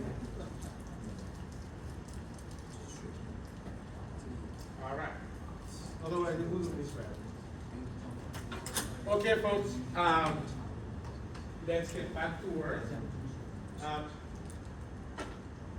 So we all agree that the payoff for a long call position is this expression, right? The highest of ST minus X at 0, right? And we should get comfortable with it. I know it doesn't look pretty at first, but we should at some point get comfortable. And I've repeated this enough, I'm not gonna dwell on it. Profit by definition is payoff minus the premium, right? Now, let's talk about the right term. It's a zero-sum game. It's a zero-sum game, right? If you pay, I receive, and vice versa, right? So you just multiply everything by -1, right? So the payoff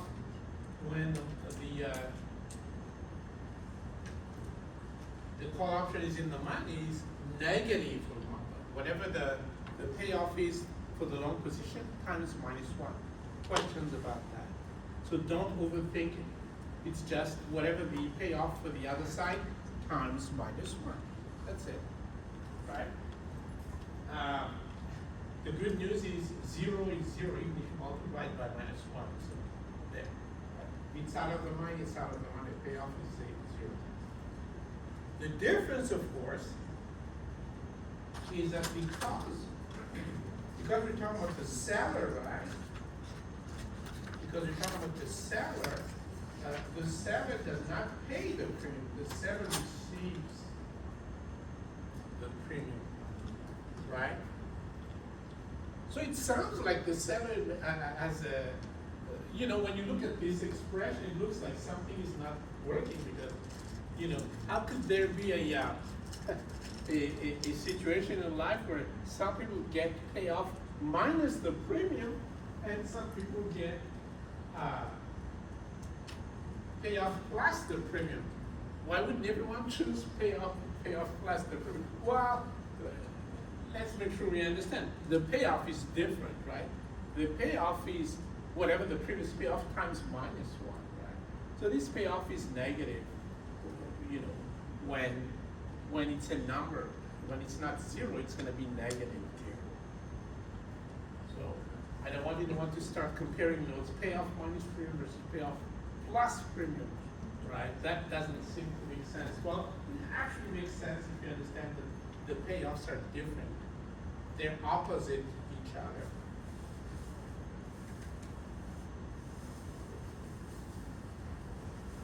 This is like a classic picture that everyone in this room should remember forever, right? This is a classic picture of two things.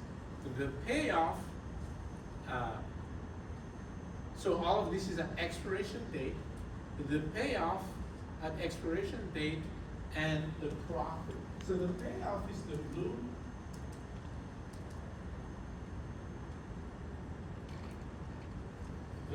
The blue segments. How does that work? Well, the strike price is 100, right? $100 per share. So will we exercise the call option if the actual stock price is below 100? It's starting to get late. So let me repeat the question, right? So the strike price is $100, right? It's a call option. Are we gonna exercise the call option at expiration date if the stock price is below $100? The answer is no. The exercise means we buy at $100, but the actual stock price is below $100. Why do you want to do that? So you don't do it. And so your payoff is gonna be 0, and that's why you have this horizontal blue segment, at the 0 level, right?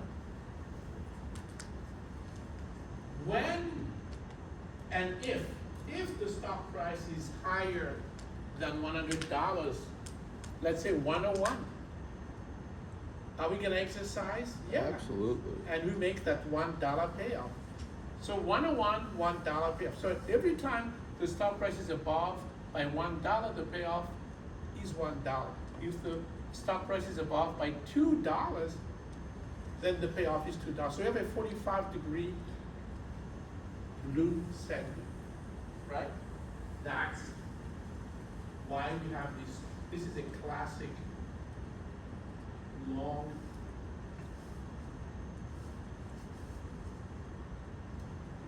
call payoff, right? How do we get the profit segments? Well, we remember what it is.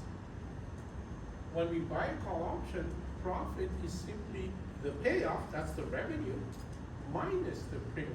So this whole, the two blue segments are lowered by the amount of the premium for the cost of the option.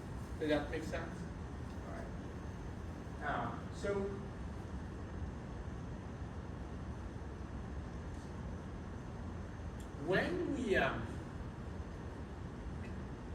do some sort of financial engineering, like we're gonna use, let's say, put call parities. The most important diagram or chart is the payoff diagram. It's easy to understand. You don't have to deal with cost or anything like that, right? Of course, when you actually hedge or manage risk, you do have to take into account cost, right?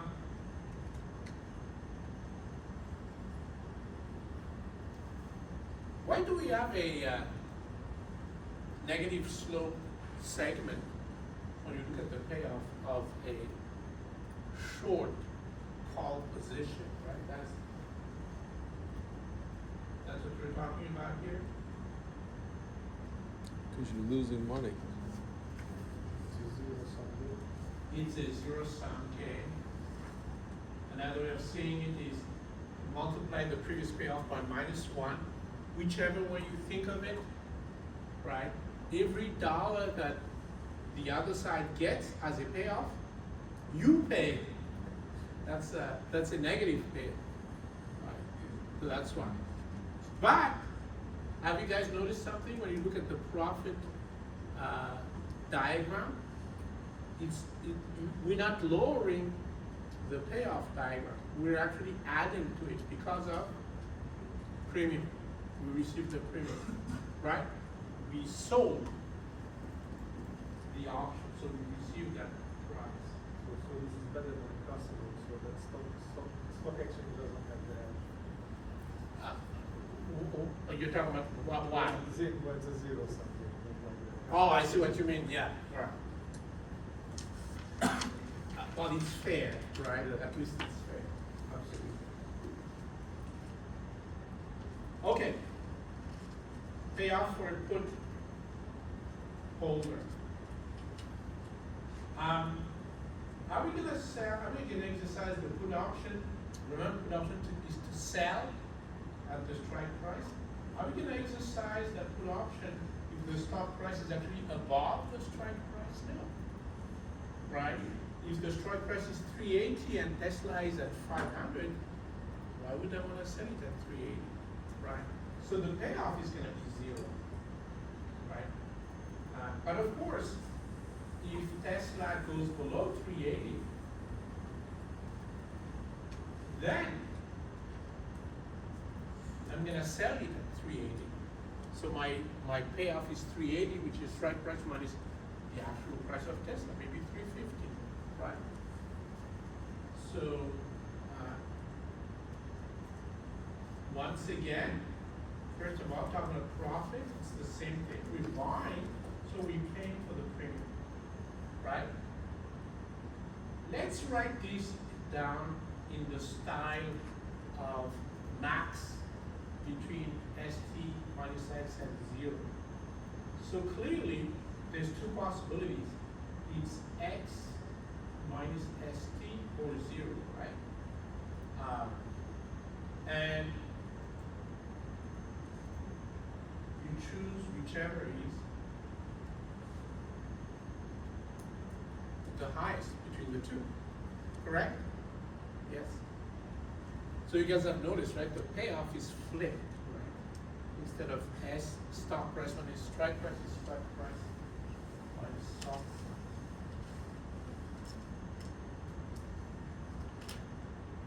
All right, put rider. So this is what I was talking about, right? Put rider, what is that? Someone who sells the put. Someone who sells the right to sell.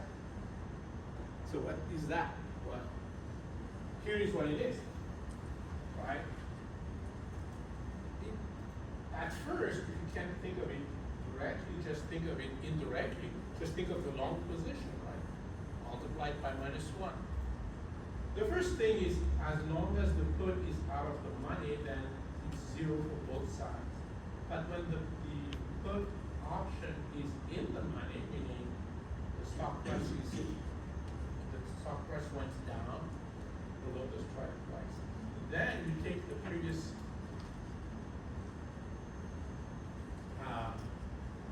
payoff and just multiply it by -1, right? That's critical. And yes, that's going to be confusing for some of you. Why? Because if I actually compute this, guess what I get? ST minus X. Oh my God.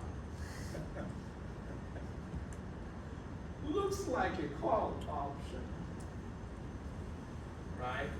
Well, maybe it looks like a call option, but is this positive or negative or zero?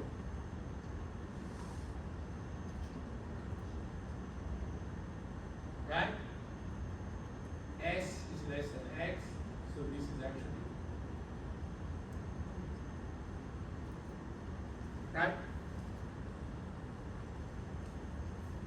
Look, when you write an option, the best payoff is zero. Nothing happens.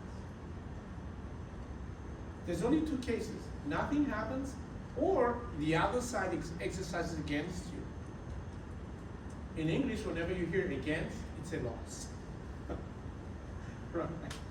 So these are the only two scenarios when you sell options. Your best result is zero. And of course, there's the possibility that it's negative.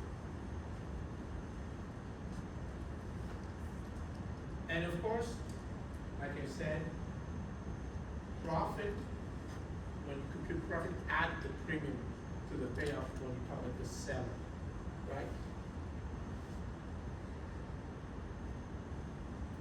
There you go. Classic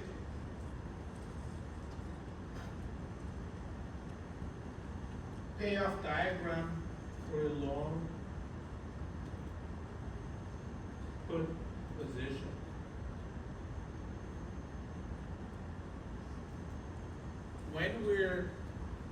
So the strike price is 100. If the stock is above 100, you do not want to use a put option, right? Because it's out of the money. You do not want to sell at 100 something that's worth more than 100. So the payoff is zero. But of course, as soon as the actual stock price goes below 100, that's when you make a positive payoff with the put option. Makes sense, right? And therefore, if it's 99, $1 below, you make a $1 payoff. If it's 98, $2 below, you make $2 payoff, etc. So you have a very neat looking payoff diagram, and of course that whole thing shifts down when you look at profit. Why? Because you have to remove, when you compute profit, you have to subtract the premium that you pay for the put option. Questions? Okay.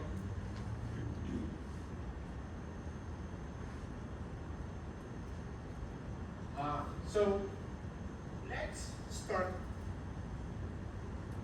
try to understand options a little bit better. So this is the part where, even though hopefully you already sensed it, it's not gonna prove it, but it's gonna show it further. You sense that something was going on when, I don't know, we paid $3.65 for a call option that allowed us to buy IBM at, I forget, 130 or something, right? And maybe the price of one share was 130, right? But why do we only pay $3.65, right? That's the nature of the contract, right? So let's try to understand it with this.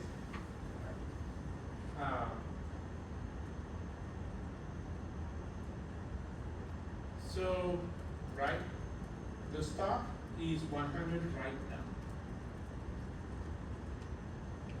And you think it's gonna go up. Simple strategy, let's buy some shares. Yep, right, we can do that. Nothing wrong with it, right? But, you see this thing. Instead of paying $100, I can pay $10 for a call option. The right to buy one share. And then buy 10 shares in 6 months. Yep.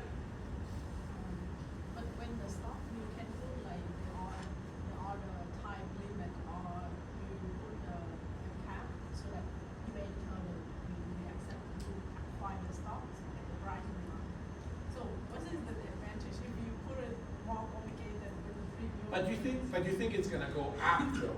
So if you think it's gonna go up, you better buy it now.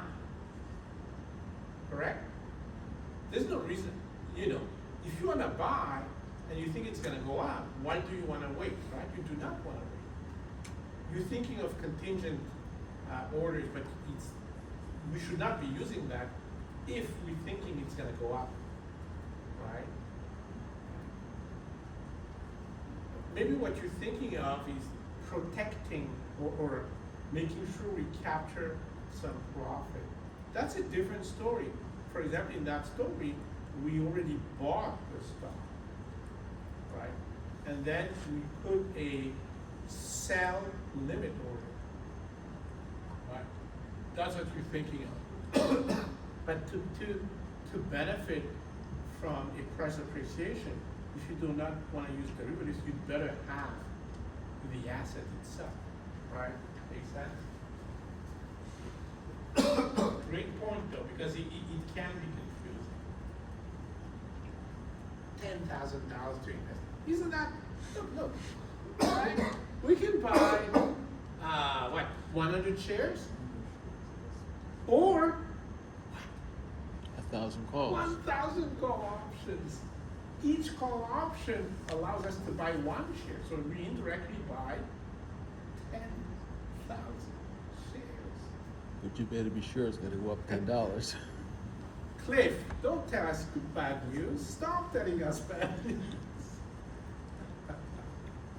But you guys see how enticing this is. This looks very attractive, right?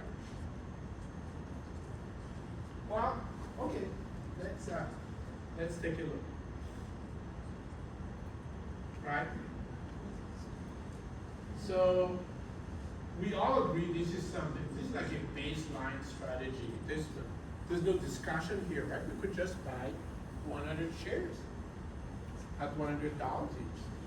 Nothing wrong with that. That's actually classic, right? But we can do more. So let's do two things. Either, so this is the one that we all are excited about. Buy 1,000 calls, each at $10. So instead of buying 100 shares, we indirectly buy 1,000 shares. So every dollar profit is not going to be multiplied by 100, it's going to be multiplied by 1,000. I'm excited. Well, what's the probability it's gonna happen? Dave, Where's your normal will you distribution? stop it? So, all right, let's do something else, which is maybe some sort of a middle of the road kind of thing, right? Instead of buying 1,000 calls, let's just buy 100. You know why 100? Because we want to compare it with buying the 100 shares, right? That's the idea. So when you buy 100 calls, it's an indirect way of buying 100 shares. But here's the thing though, because calls are so, or options in general are so cheap compared with the underlying assets, right? We have a lot of money left, right? Because remember, we had $10,000 and we've spent only $1,000. So let's do the next best thing. Let's invest the remaining money in T-bills, right, for 6 months. And in this story, the interest rate on the T-bills is 3%, right? So that's basically, these are the three strategies we're gonna be talking about, right? $10,000 investment. Let's see what happens. Or I should say, what can happen.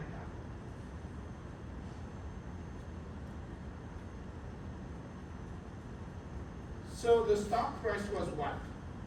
100, right? When we started this whole story, correct? Yeah? So what if the stock price stays at 100? How much profit do we make on this stock? 0. So the return is 0%. Right? Unfortunately, so this is now, you can go ahead with the bad news. Even though we, the stock price has not changed, right? It has not changed, right? But the problem is with options, you are counting on the price changing. That's the whole idea. Because if it doesn't change, what happens? What happens is the only thing that happens is you lost, you paid for nothing. That's what it is. Right? Because remember the strike price is 100, the stock price is 100, the payoff is exactly 0. You lost all of your money. Check out this score. Negative 100% rate of return.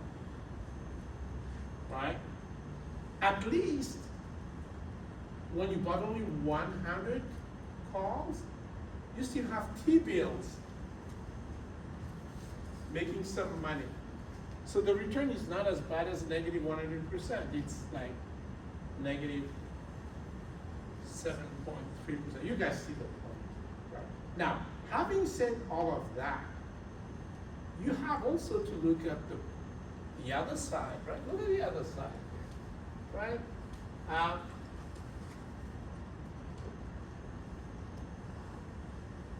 Maybe, 115. What is the start at 115? So that's a $15 increase, correct? $15, 115, yeah, I think so. $15 increase, and so automatically a 15% rate of return.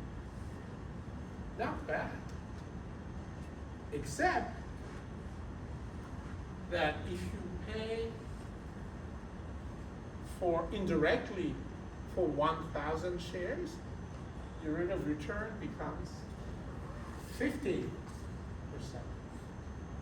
You guys see it, right? So people always say a picture is worth 1,000 words. I'm gonna test that. That's the picture right there. See these smooth, calm lines? These are the two strategies A and C, right? They're just very close to the 0 level. Look at this violent diagram here. That's the call option only, right? Violent because when you make money, it shoots out. When you lose, of course, you guys see that direction right there, right? So it's very tempting, but when you buy call options on its own, and same thing also with put options, but we talk about call options, it's extremely risky. You can literally make this sort of rate of return, lose all of your money. That's highly unlikely if you buy shares, right? Highly unlikely. So, what does it say? That's what it says. Clearly something is going on because when there's a percentage change in a particular, in the stock, the percentage profit goes up dramatically. The only way that happens in finance is when you invest and you borrow some of the money that you're investing. That's the only way this happens. Right? Let's make sure we're all on the same page. So I want to buy I want to buy Tesla. You guys told me $381. I don't have $381. I have $3. I could borrow money from you and get $381. I only have $3. But if we make money, if Tesla goes up, right? I just borrowed some money from you, I'm gonna return that money, and the whole profit is mine, based on a $3 investment. So that's the key, the investment basis, the initial amount of money you put in is very small, and the rest is borrowed money. That boosts your rate of return, right? So that's an example. That's what's meant by levered or leveraged position. Every option position is a leveraged position. So it is risky by definition. Okay?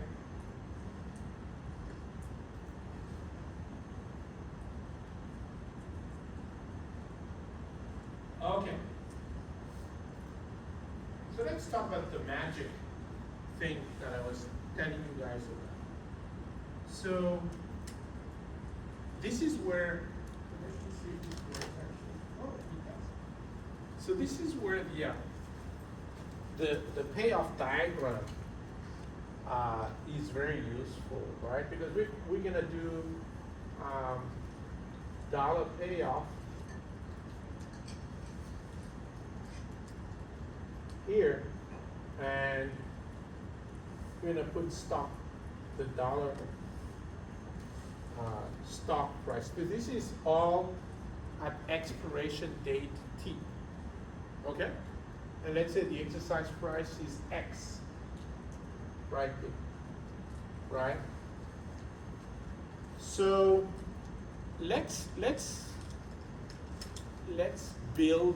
create a portfolio and do the following. So the first part of the portfolio I wanna build is, let's buy a call option with this strike price.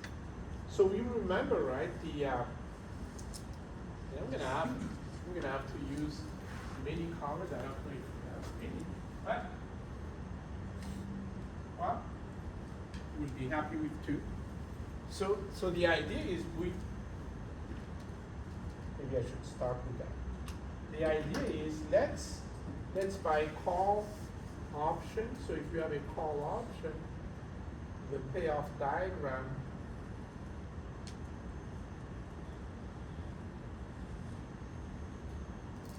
looks like that. Long call. Correct? Yeah? And let's do something else. Let's short a put option. Let's write a put option. So when we write a put option, when the option is out of the money, the payoff is 0. When it's in the money, because you wrote the option, right, in the money, remember, there's only two possibilities when you write any option. It's either 0 or you lose money. That's it, right? Remember, the other side of the story, which is not shown here, is, of course, you sell, so you make your money at the beginning, right, when you're selling. But that's not showing here.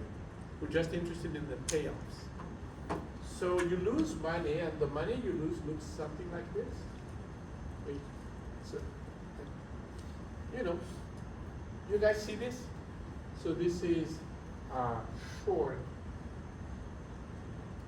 put. Questions about this? So when I put these two positions together, what does the diagram, the payoff diagram look like? It's a 45-degree line crossing X here. Questions? Do we all understand this? Yeah? Okay. If we do, let me ask you this. What if we've bought the stock itself? What would the payoff diagram for the stock look like?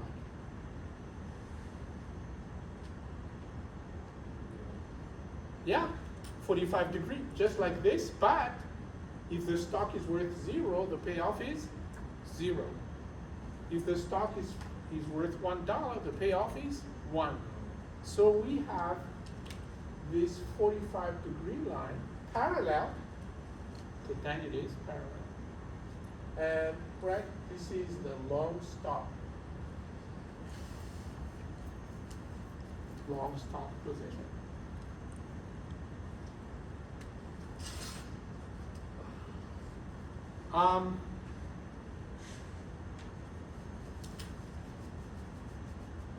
If you have to guess, actually let me correct that. You have to guess. The difference between these two parallel lines, this difference, how big is this difference?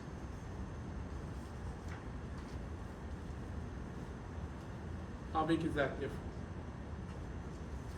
Like from here to here.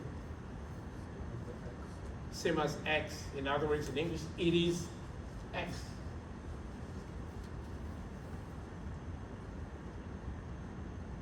It's a 45-degree line. It's an isosceles triangle.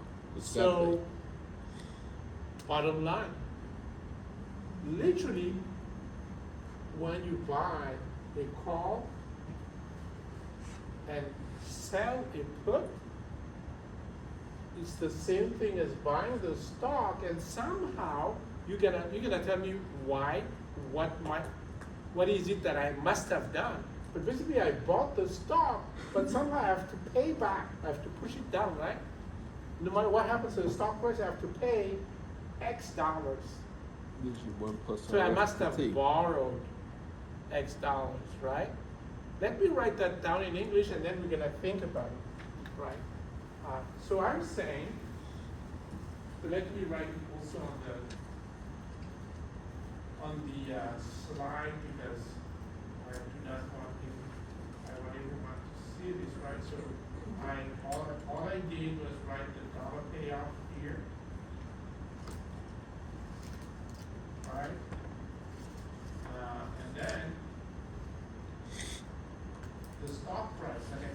So all of these pictures are expiration date, and this is 0, right? And the idea is this is the exercise price, and so if you buy a call, you have this payoff. If we short a put, we have this payoff, right? Short put.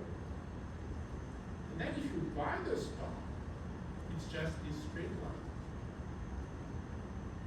Long stock.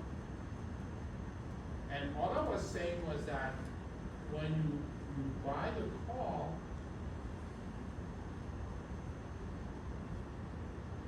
and then short the put,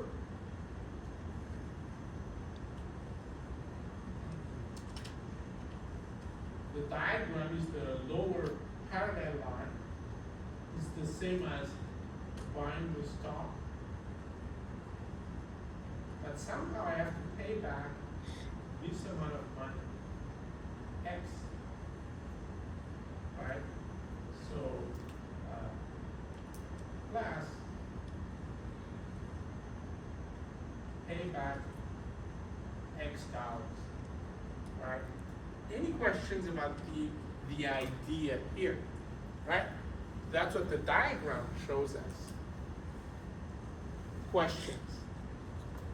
And now, maybe the way I'm writing it makes it is not clear because it's in English, so let me start writing it using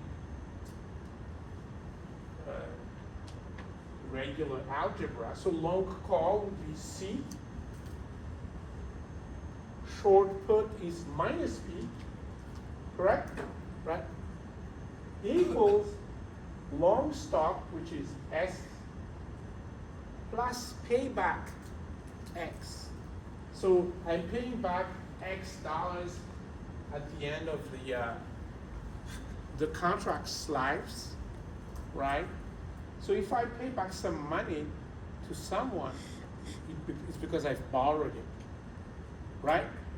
So I've borrowed the present value of X, right? So then I've borrowed, so minus the present value of X, which is X divided by 1 plus the risk-free rate to the power of t. That's put call parity. That's an example of financial engineering, right? You somehow combine things and you end up with a miracle, a miraculous picture and relationship here, right? I know the equation I wrote here on the deck, on the slide does not look like this, but You if can make it look like move that. it around, you'll see that it is the same thing.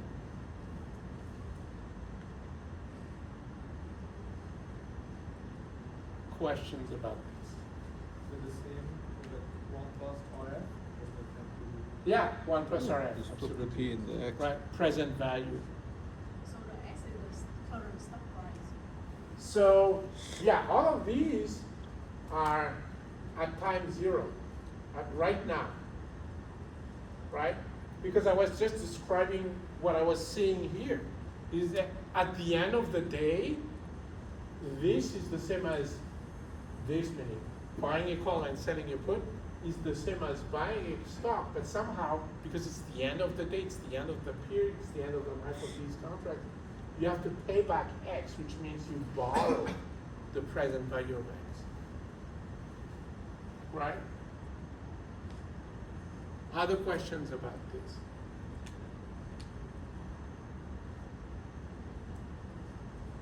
So this is so useful on so many levels. For example, if somehow someone won a Nobel Prize for a formula that allows you to compute C, do they need another Nobel Prize to come up with a formula for P? Nope. Nope. Because we already have this. If we know C, we could solve for P. And vice versa. Right?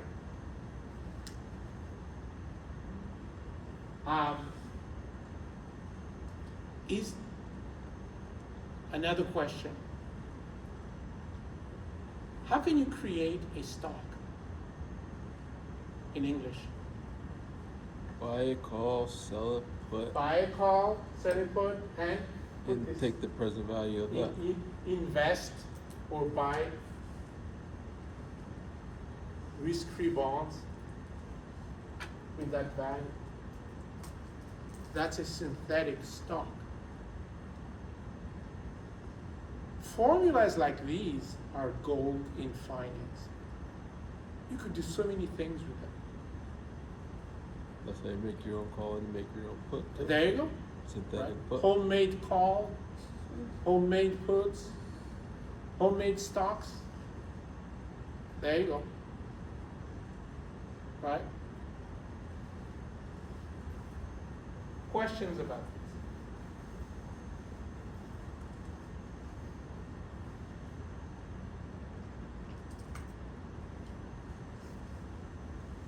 So, yeah, this is going to be very useful, of course. I just want to make sure that you understand at least one way of remembering it. One way of remembering is just look at the diagram, right? Rebuild that diagram. There's absolutely a good reason to try and learn this formula by heart. If you know the concept, you can retrieve the formula if you actually need it. Right? You're not going to get hired because you know the formula. You're going to get hired because you understand what it says. Right? And that's the key part. Right? No questions? Okay. What else do we have? I don't think I'm going to go through that. Basically plug in the numbers. See if there's equality. If there's inequality, what happens? What can you do? Arbitrage. Right. That's the big word, arbitrage. What in the world is that? Someone else other than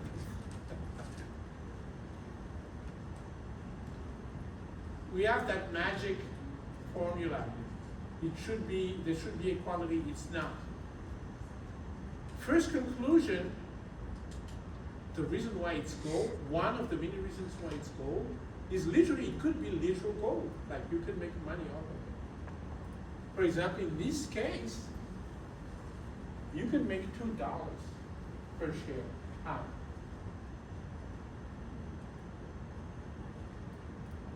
Well, there's two products, right? There's two products. They're supposed to have the same value, but one is clearly overpriced and one is clearly underpriced. What is the correct price? No one knows, and absolutely no one should care. What matters is that there's a difference. Do we all understand this? Yeah, that's all. So how do we take advantage of it? Well, if something is too expensive, what do? You sell it. Something is cheap, you buy. That's how you pocket the difference. At the end of the day, they're supposed to be equivalent. So you pocket the $2 now, and at the end of the day, no matter what happens, you're covered. Right? Right?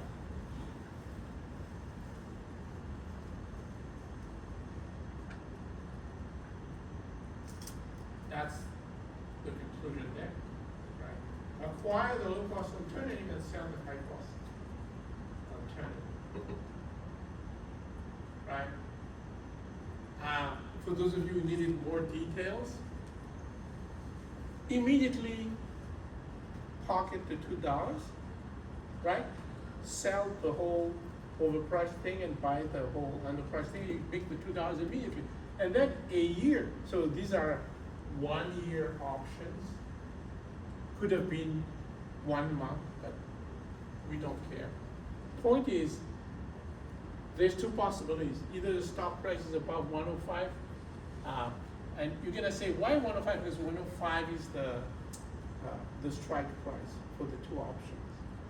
So stock price is above 105 or less than 105 because of the picture I've shown you, that at the end of the day, they are the same thing, right?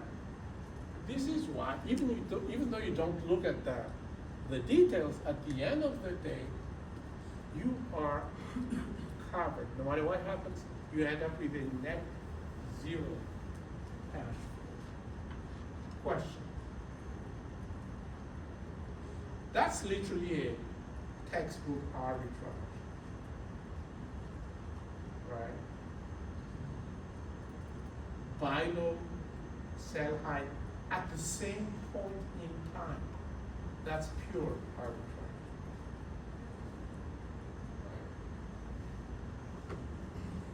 Is this clear to everyone? Yes? No? Can't tell?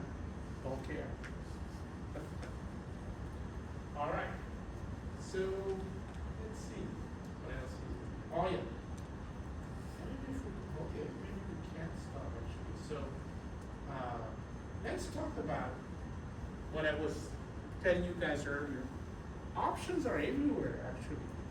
They're not necessarily a separate and a distinct item, right? So for example, we do have what's known as callable bonds. So what these are bonds issued by businesses, by companies. But then when interest rates go down, because they're callable means that they have the right, after a period of time, there's a protected period, usually 2 years or something like that. After a period of time, they have the right to buy it back from you. That's the call. They buy it back from you at a fixed price that you already know. It's known in advance in the contract. Sounds a lot like what? like a call option with a strike price, right? But the option belongs to the company, not to you. Right? So the option works against you. But that's what callable bonds are, right? They just literally ways for companies to get funding, but also protect themselves, against high interest rates by, having the opportunity to refinance, right? In other words, how are they gonna pay for the call price when they buy it from you? They're gonna have to borrow, right? That's usually the way it goes. It's just refinancing. And they do that only because the interest rate is lower, right? That's the idea. So that's what callable bonds are. Then we all have heard of convertible bonds. What are they? You buy a bond that you could trade in for a stock at a later price. Right? So you buy a bond, and again, there's a protected period. This time it's a protected period for the company, but there's a protected period, and then after that period passes, then you have the right to convert it into stock. Right? So in this case, this is an option that works in your favor, right? Right? The option to convert into a stock. Of course, you convert when the stock price is going up, right? Because all you need to give up is the bonds, right? You don't have to pay anything, just the bonds themselves, and you're gonna get your stocks. Guarantees you a minimum return. Yes, and Because you always get So- at least the bond interest. so, question for everyone here, right? What if we're looking at two bonds issued by the same company? Let me mention, it's not gonna be IBM or any company like that. Usually it's small companies that do these things. Because they struggle with financing. That's when you start being fancy with convertible this and callable that. Right? Regular, big, healthy companies don't have to do that. Right? Anyway, so a company has a proposal for us. They could sell a bond,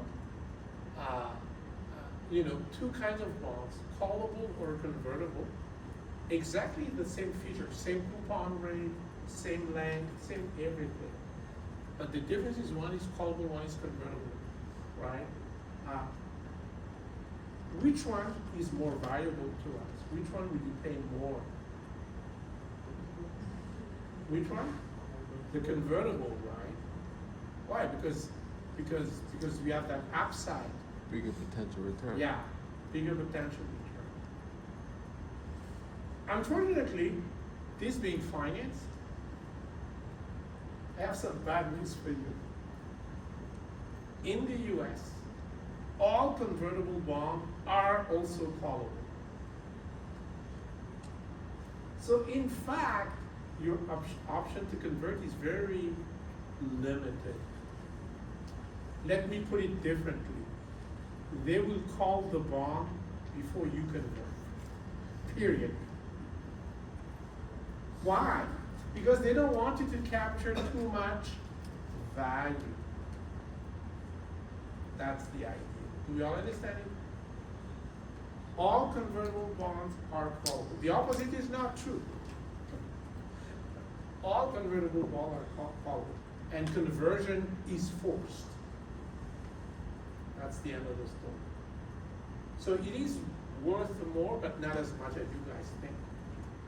Right?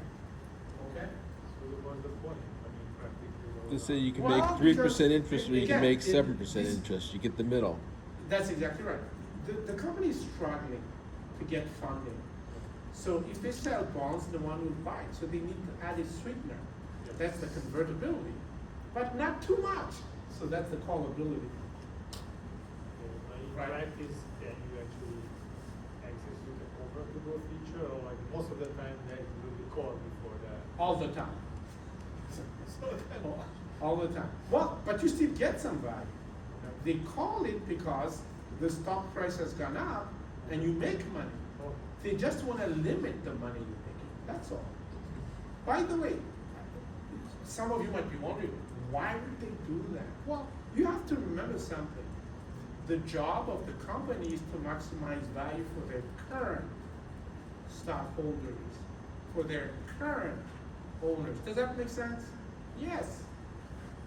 Now, what happens if I have a convertible bond, but it's not callable, and I really wait until the stock is way up there, and then I convert? And remember, when I convert, what happens is that the company issues new shares. You dilute the old share That- value. You guys understand what's going on, right? The stock price will go down dramatically. So that's the whole point. Right. Like I said, all of these shenanigans are totally irrelevant to large, healthy companies, right? You would not see regular companies use these sort of things. But that's why they're interesting. They're interesting because there's a lot of volatility. There's a lot to play with if you want to make money. All right. Well, let's not go too far into that. Warrants. You already know what these are. Remember we talked about stock options for executives? And you guys convinced me there were two kinds, call and put, and the ones we talk about are, what was it? Calls. Calls. Another name for it is warrants. That's it. They're just call options issued by the company itself, right? Because when I was talking about Tesla, it's not Elon issuing the call options. It's the exchange, or it's my options dealer, but not Elon, right? Big difference. When it's the company, then it's called a warrant. Oh, that's good. So,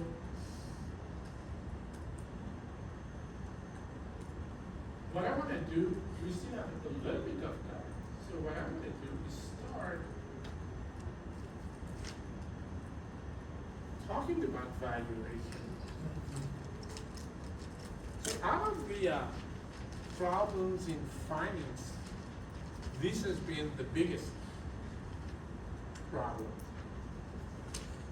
Coming up with a way of estimating the fair value of an option. Even the regular ones we just talked about, call options, put options, right? What's the problem? In finance, you guys know, when you come up with the value of something, all you need to do, well, it's a lot, but the concept is fairly simple, right? You're going to estimate the future cash flows, right, from that particular asset, and then just compute the present value of all of these future cash flows, correct? That's it. Well, the problem with options is, number one, the future cash flows are hard to estimate, and number two, and more critical, the discount rate, right, the cost of capital, that's even harder to estimate. Right?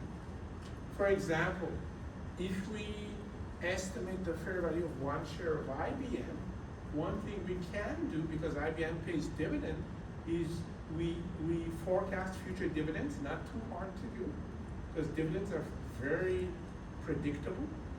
So figure out the future dividends of IBM and then discount it using the cost of equity, for example. And one way of looking at the cost of equity, you guys told me you know CAPM. Worse, we used it. So we can use CAPM, right, to come up with the cost of equity. If we know the beta of IBM, do we? Yes, we do. We could Google it. We could Bloomberg it. We could Morningstar it. We could. It's all over the place.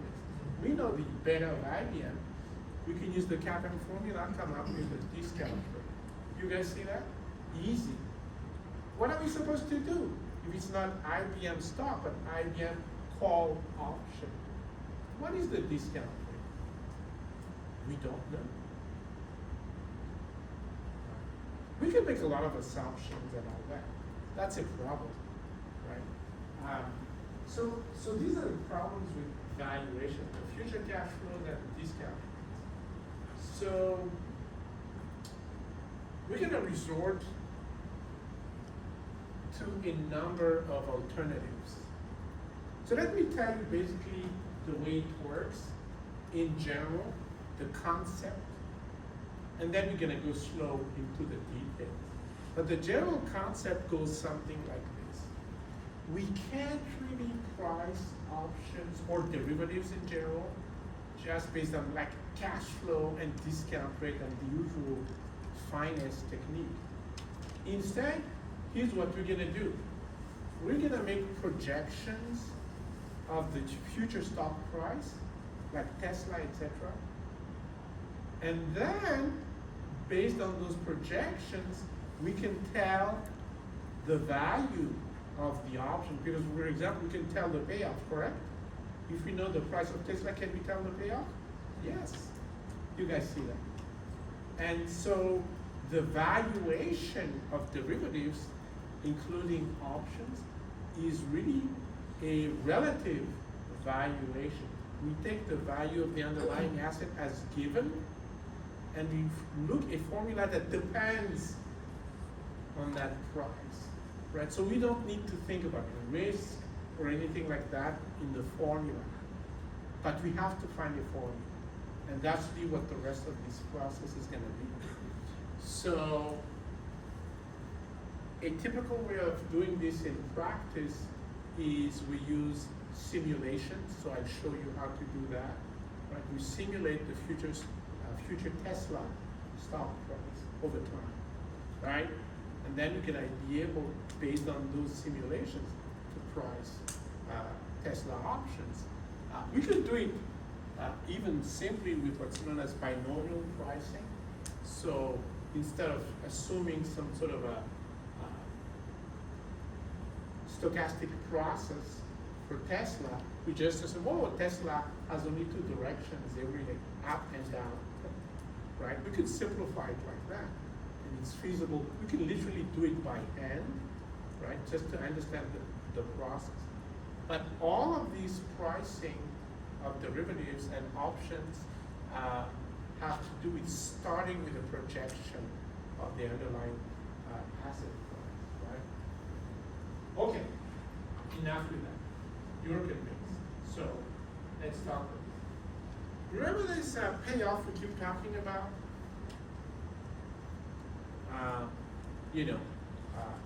If it's a call option, it's stock price minus exercise price. As long as it's positive, that's the payoff, right? Another name for that, intrinsic value. Because we talk valuation, that's intrinsic value, right? So for example, if it's an American option, it could be exercised right now, correct? Yeah? And you could capture this money, intrinsic value. So we immediately know that the fair value of that American call option should be higher than this. Does that make sense? Because at the very least, we could capture the intrinsic value right? So that's the first concept, right? Oh, and by the way, that's also true for put options, right? Same thing with put options. If you exercise it right now, if it's an American put option, you exercise it right now, and you could capture a positive payoff, you capture the intrinsic value. So the price that anyone pays for that put option should be higher than this immediate intrinsic value. That extra value is what's known as time value. Why? Because if you wait a little bit, maybe you make even more money than that intrinsic value. Of course, some of you, it's late, you say, yeah, but could lose money, yeah. There's not much I can do about that. Absolutely, you can lose money as well. But you're only talking about value, so you know if you can lose that money for sure. But in terms of valuation, we only look at the positive stuff. Right? So for American options, we know then that the fair value should really be, right, for American value, it should really be the sum of this intrinsic value and time value, correct?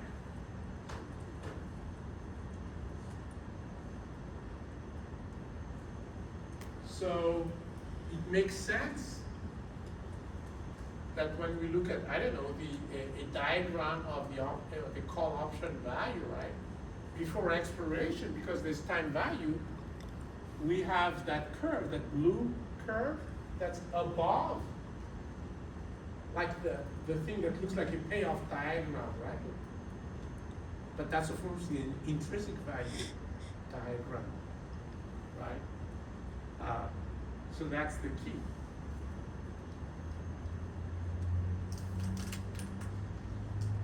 And of course, because this is a picture before expiration, and if this is, let's say, a European option, or even if it's an American option, instead of comparing it with X, which is at expiration, let's compare it to the present value of X. Does that make sense? Right. Because it's no longer the diagram at expiration, it's something before expiration. Questions?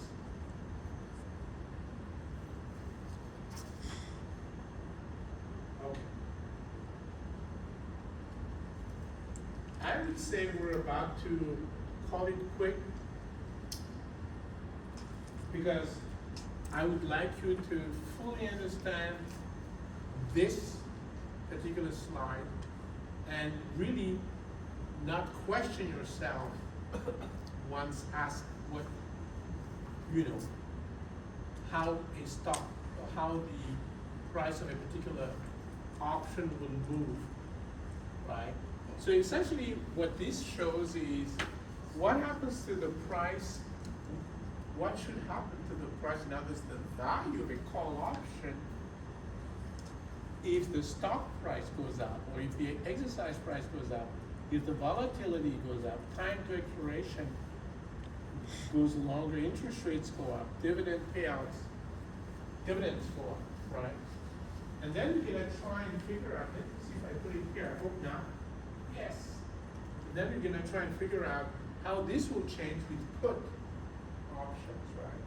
So, first question. Let's think call options, right? The right to buy a given share at a given price. What should happen to the value of that option if the stock price goes up by $1? Should the value of the option go up or down? Goes up. But why? So it says go up here, but why? So The I was potential saying, payoff what is should good. happen to the value of an option that you're holding if the value of the underlying stock goes up by $1?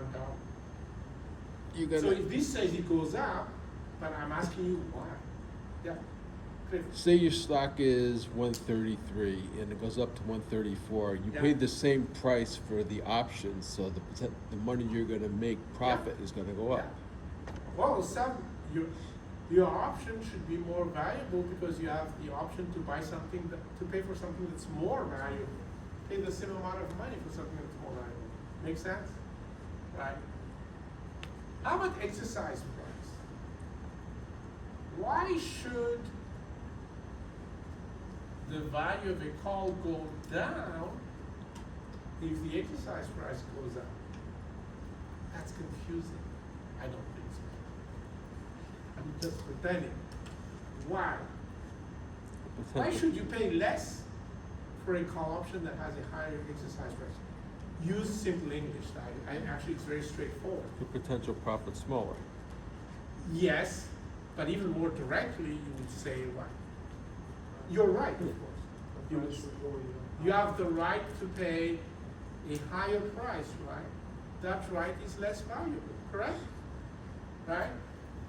A call option is the right to pay X dollars. And the question is, how much should you pay for the option if X dollars goes up? You pay more. It's the right to pay more money. That should go down. The value of that contract should go down. Make sense? So, 2 out of, I don't know. Anyway. You guys are gonna love this one. I don't know. Let's see. Volatility, right? Volatility means the stock price go up and down more than normal. Is that good news or bad news for you as a call option holder? The slide says it's good news, but why? You're gonna have a higher probability of There you going go. above the the strike price. That's right. That's right. So before the stock price went like this, right? This is the strike price right here. And the stock price went around there, right? Now, note one thing: when it goes down, it doesn't matter whether it goes down a little bit or a lot. It's out of the money. You don't care, right? You care about the upside. Well, higher volatility means it goes like this. You don't care about that part. But now the upside potential is much better. You guys see that? So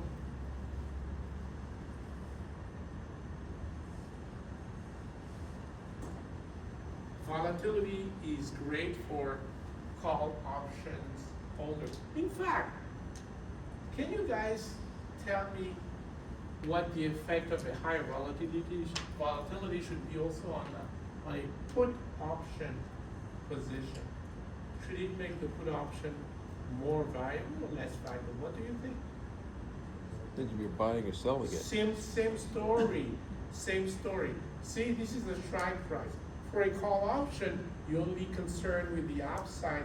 For a put option, you're only concerned with that. You don't care about the upside here, whether it's small or big. You're out of the money anyway, right? So you only care about that. So, conclusion, volatility is great for options traders, regardless of what option we're talking about, right? So, time to expiration. This says the longer a call option is, the more valuable it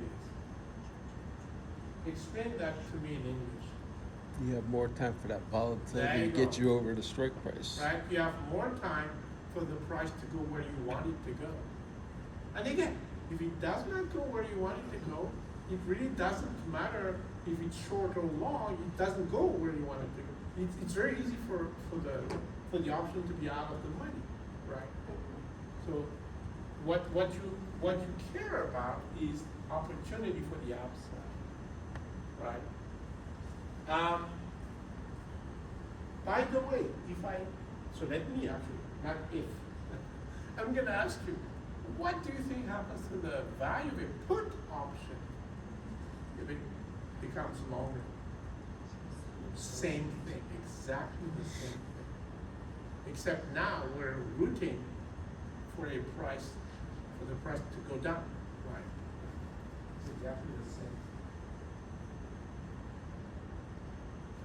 This is a little bit, so interest rates are always tricky when it comes to derivatives, because it literally depends on the mechanics of what happens with the specific contract we're talking about. So let's talk call option. So apparently, supposedly, reportedly, allegedly, the value of a call option goes up when interest rates go up. Why would that be?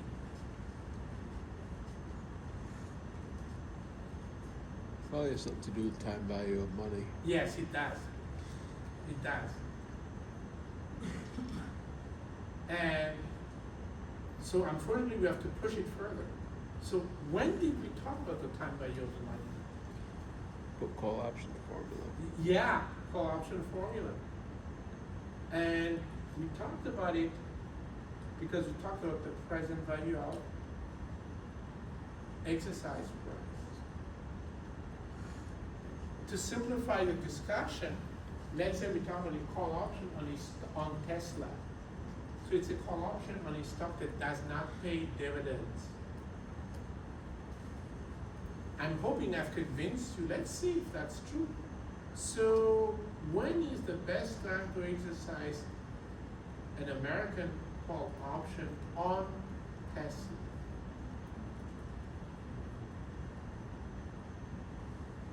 Right before it pays a dividend, probably. No. I'm saying it's a 1 month. Oh, So there's, first of all, Tesla is not gonna Yeah. decide that they're gonna pay dividend in 1 month, right? So we know for a fact there's not gonna be any dividends. Should we exercise a call option on a stock that does not pay dividend? Should we exercise it before expiration, the expiration date, or at the expiration date? Oops. Oh. it's at. Yeah, we were talking about that. We did You that guys remember already. that? I was We just saying. talked about that an hour ago. Huh? We just talked about that. I an hour know. ago. And I went over that very quickly as well, and we're gonna discuss it again at some point. But the idea was this: we have an option to buy Tesla. The only decision is, should we use it now or at the end? We want Tesla, right? That's the story. We bought the option with the hope that we underpaid, right? We pay a strike price and the actual value of Tesla is way over the moon, right? So that was the idea. So should we exercise it now or later? Well, the first consequence is we're gonna have Tesla, right? Because we've decided to buy it, correct? Right? And then the only thing then is, do we want to pay for Tesla now or later? Do we want to pay the exercise price now or later? Later. So that exercise price that you pay later, how much is it worth now? Present value. What? So in other words, you have to save some money. I could put it like that. Right? We save some money so that we could exercise. We could have the $380. Remember that? To buy Tesla in a month, correct? We have to save the present value. So if interest rates go up, what happens to the amount that you have to save?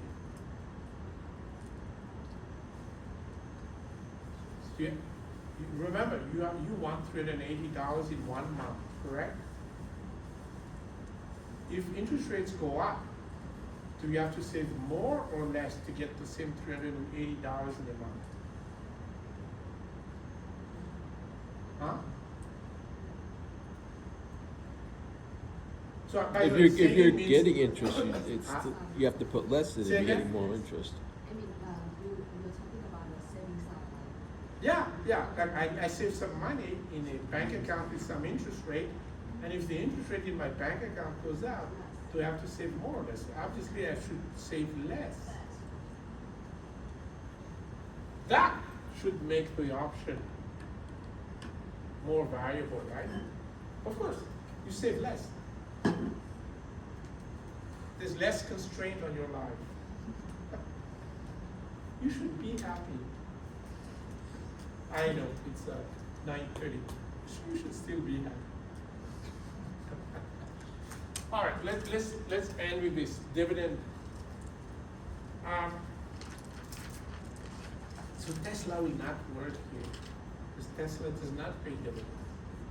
Let's think IBM. Yes, IBM pays dividend. Yes, IBM once was a tech company too. It was a long time ago. Right? It's mature enough to pay a lot of dividend. It has been paying dividends for a long time. So you buy a call option, which gives you the right to buy a stock that will pay dividends. And by the way, the assumption is dividends will be paid while the option is alive. That's my assumption. That's the story here. Otherwise, there's no story.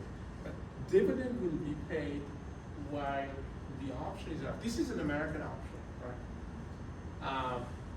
And apparently, allegedly, that should make the option less valuable.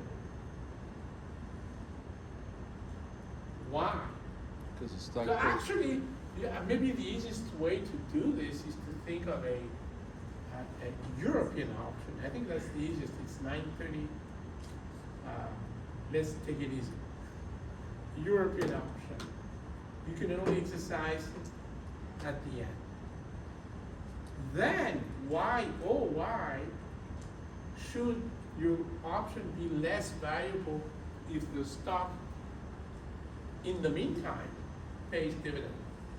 That's why you want to also go down. Right? Yeah. So let me say out loud what